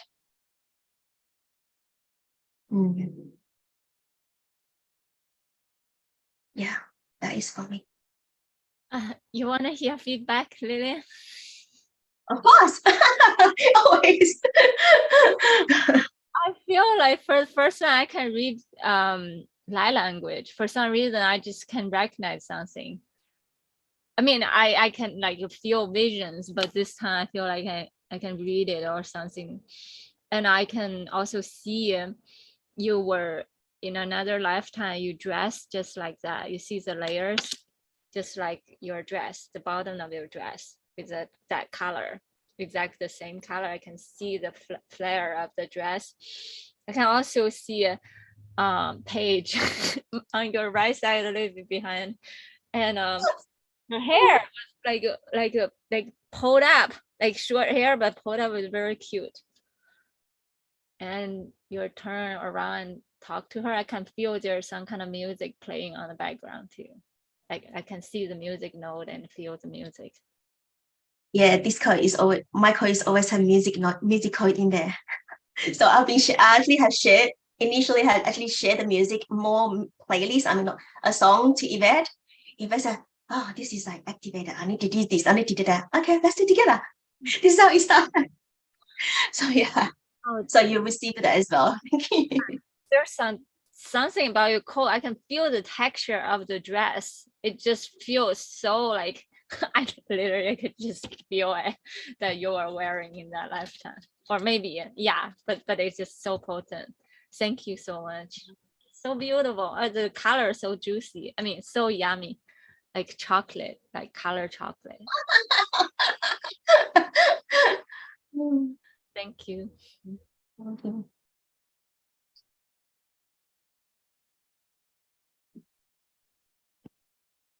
Lilian, when you shared this code, I immediately remembered about my other code, which I created for the Chakras Healing Journey. And that one was the last one in the program, which is a heart. And what I see here, and what was the message? And I was like, whoa, but that's the same thing. Because I will show you this. And that was embrace the imperfections. And sometimes we like want everything to be like perfect, or we start overthinking like, oh, will it be perfect, will it match with that, or you know, like all these kind of things. But my deeper feeling is like everything is already perfect, we just need to embrace it, like no need to control, just release and let it flow the way it wants to dance. And yeah, it's just so beautiful. Thank you so much for sharing. Interesting, because when I started to draw, which line? Okay, I was like, well, I have Paige on my hair. She doesn't want to be on the bed, and I have to turn my book, turn, and then turn, right? And then I got stuck in a way that normally I write, if I do scripting, is from left to right. No, from right to left. That's how I script. And I script from top to down, like all opposite. And this one is also very interesting. I try to do that, you know, like turn around, like normal driving, like normal is what? I think it's an end clockwise, I think. I was drawing, and then I was like, I got stuck. I couldn't turn. I was like, okay, this is funny. Okay, maybe we'll go the other way. So right to left. So I was really flowing so quickly. I was like, okay. That is why I was like really interesting. So that means that this is part of the scripting as well, but because it's in a circular. So my scripting again is from right to left. So the circle is actually anti-clockwise. that's the proper way. Again, speaking about reverse codes, if you were listening carefully, the clockwise is the manipulation and control, and if we release, we go into anti-clockwise, and that's how the all That's the, the flow, right? the flow is. Yes, it's so flowy. So yeah, I was like, I can't even turn. I was like, okay, I'm not gonna be turning again. Like, I'm not because of turning the book. I felt like my hands stopped. I was like, you know what? I'm gonna turn this way. Oh, this is really quick. So yeah, thank you. As a dancer, like when I was little, I was dancing in a theater, and everyone was supposed to dance from the right foot. And I struggled so much because I was dancing from the left foot, and that's how I walk. That's how I move. Like, I'm not a left hand rider. I'm a right hand rider because I was taught to do that, right? But if I was not taught how it would be, we don't know. But on the feet, I'm the left feet walker. So it's also like about like just watching like how your like how your natural flow is. Like, if we also talk about like snowboarding, like that's the first foot you make the first step with. And if we speak about dance, and here it's the dance, and when Daisy mentioned the dress, I immediately see this like like Sufi dancers with this like big skirts, like that's the that's the skirt, and that's the color of the skirt. It's just absolutely the same. And I'm like, oh, okay, so here's Lilian dancing with the left foot first. It's so interesting because I keep on telling people that I can't dance. You can't dance. So I can't. Not that I can't. I did before. I did the chakra dance, which is nice. But now you said that maybe on the left foot, maybe I need to start on that. And also that I'm the right hand rider, but everything I carry is on the left hand side. My right hand shoulders is very weak, but carry nothing. But here I carry back on the left hand side. In here, the back just dropped. Like, yeah, it's not that I don't have structures, like bone is all good, but I just don't have the strength. It's just really interesting. So yeah. We will do cosmic dance soon.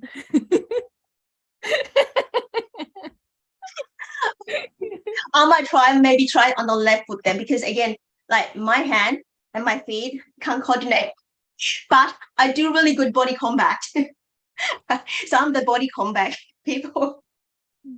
Yeah. But thank you. Now I got some tips. I will try. Thank you so much for bringing up.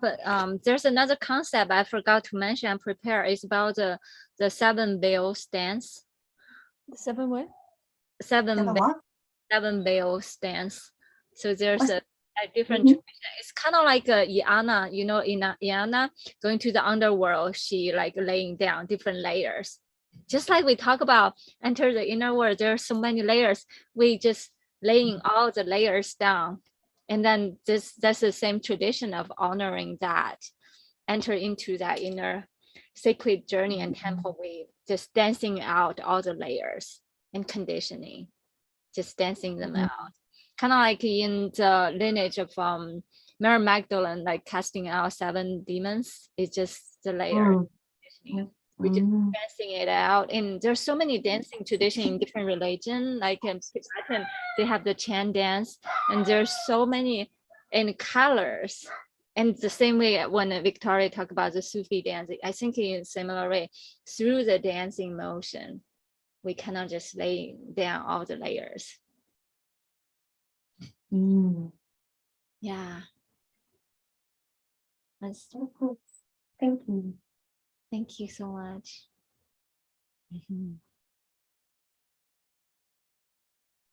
Anyone else wanted to share? Otherwise, I'm just going to put off the screen now. So for me, it's I'm seeing like Mexico, like celebration, like cultural dancing, cultural clothing, like honoring like ancestors. Also like a garden and like a carousel. Yeah, just lots of celebration. It reminds me of the movie Coco.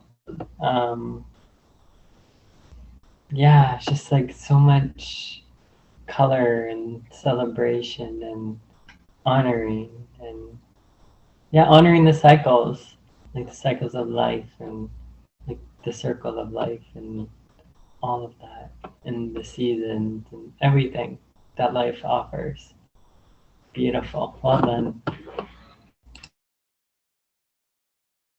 Thank you.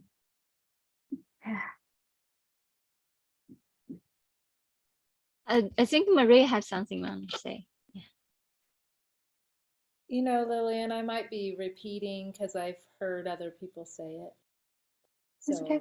that could I want be, to tell you. I could be just repeating, but one thing I do sense and feel is that, like, he just said it, Kyle just said it, like a weaving, like a beadwork or a tapestry or a wupil, like an indigenous woven clothing, and I think it's because we talked about Sufi dancers or Lacho Drone, the gypsy dancers, like almost like seeing this heart, like from the top, like I'm at the top and I'm looking down and I see the top of your head and the spinning of the skirt.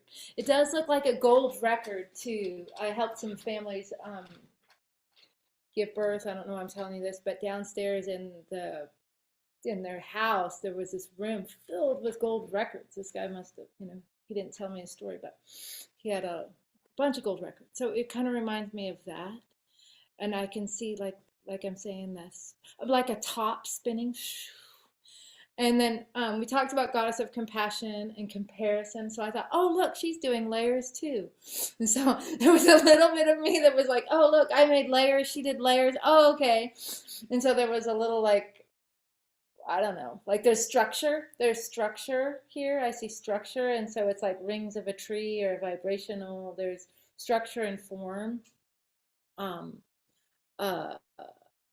I don't necessarily have a total message other than maybe music and the spinning, there's an ancient weaving. I can really see a wupil. Wupils, that's what you call the clothing that indigenous women in Guatemala wear. That shirt that they wear, that's what I see. Yeah. It does, like Daisy used the word chocolate. It looks like also, I'm looking at it on the top, like that heart right there is a handle. And it's like, that's a lid to a box. Like I could pick up that and it would open up into something. Like it's the lid to a portal, like a box. It's like an opening. It's an opening to another container. Another dimension, and inside there's a treasure, an ancient modern treasure. Now I'm just talking. I'm getting tired, my loves. I'm gonna have to bow out. I'm gonna have to. All right, we're gonna finish as well too. So yeah, so okay. I think that. Thank you. Thank you so much. Thank you for everybody to attend our first Starseeds Conversation, and yes, we have run seriously over time, but I'm sure that all of us feeling very content, full of love, and looking forward for the next one. Can I share as a closure? Yeah, closure. Got it. Yeah.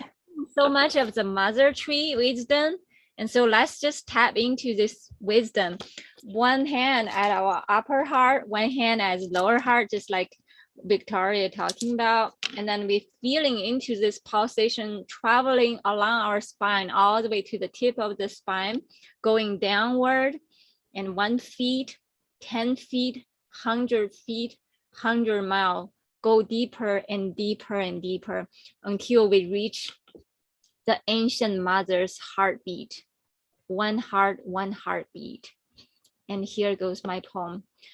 I am sensing this tickling beckoning of ancient mother's wisdom, the depths of this visceral and sensational journey on earth, sensing this deep, heartfelt yearning and knowing of how to surrender easefully, gracefully, and effortlessly into her fertile, velvety, warm embrace, the luxurious dance and exhilaration of this awakened inner freedom, melting into oneness within her warm embrace, developing deeper trust and stronger faith with the certainty to dive into this deep unknown, multidimensional space, infinite possibility, magic, and mystery, the cosmic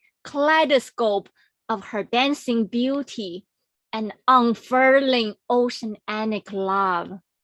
Ancient Mother, indulge me with this embodied sensing gift and soul remembrance of how to connect with my own inner root, feeling and palpating my root with a robust lower heartbeat, awakening to its own unique inner knowing of how to tracking back the very source of my blood lineage from my own root onto the root of my mother, mother's mother, mother's mother's mother, onto the ancient mother's pulsating, potent, and vigorous root that nourishes all, loves all, and cares for all.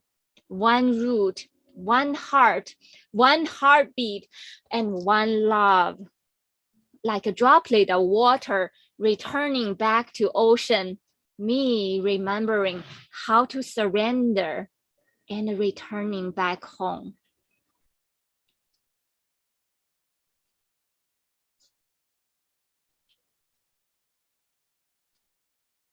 Thank you. Love you all so much.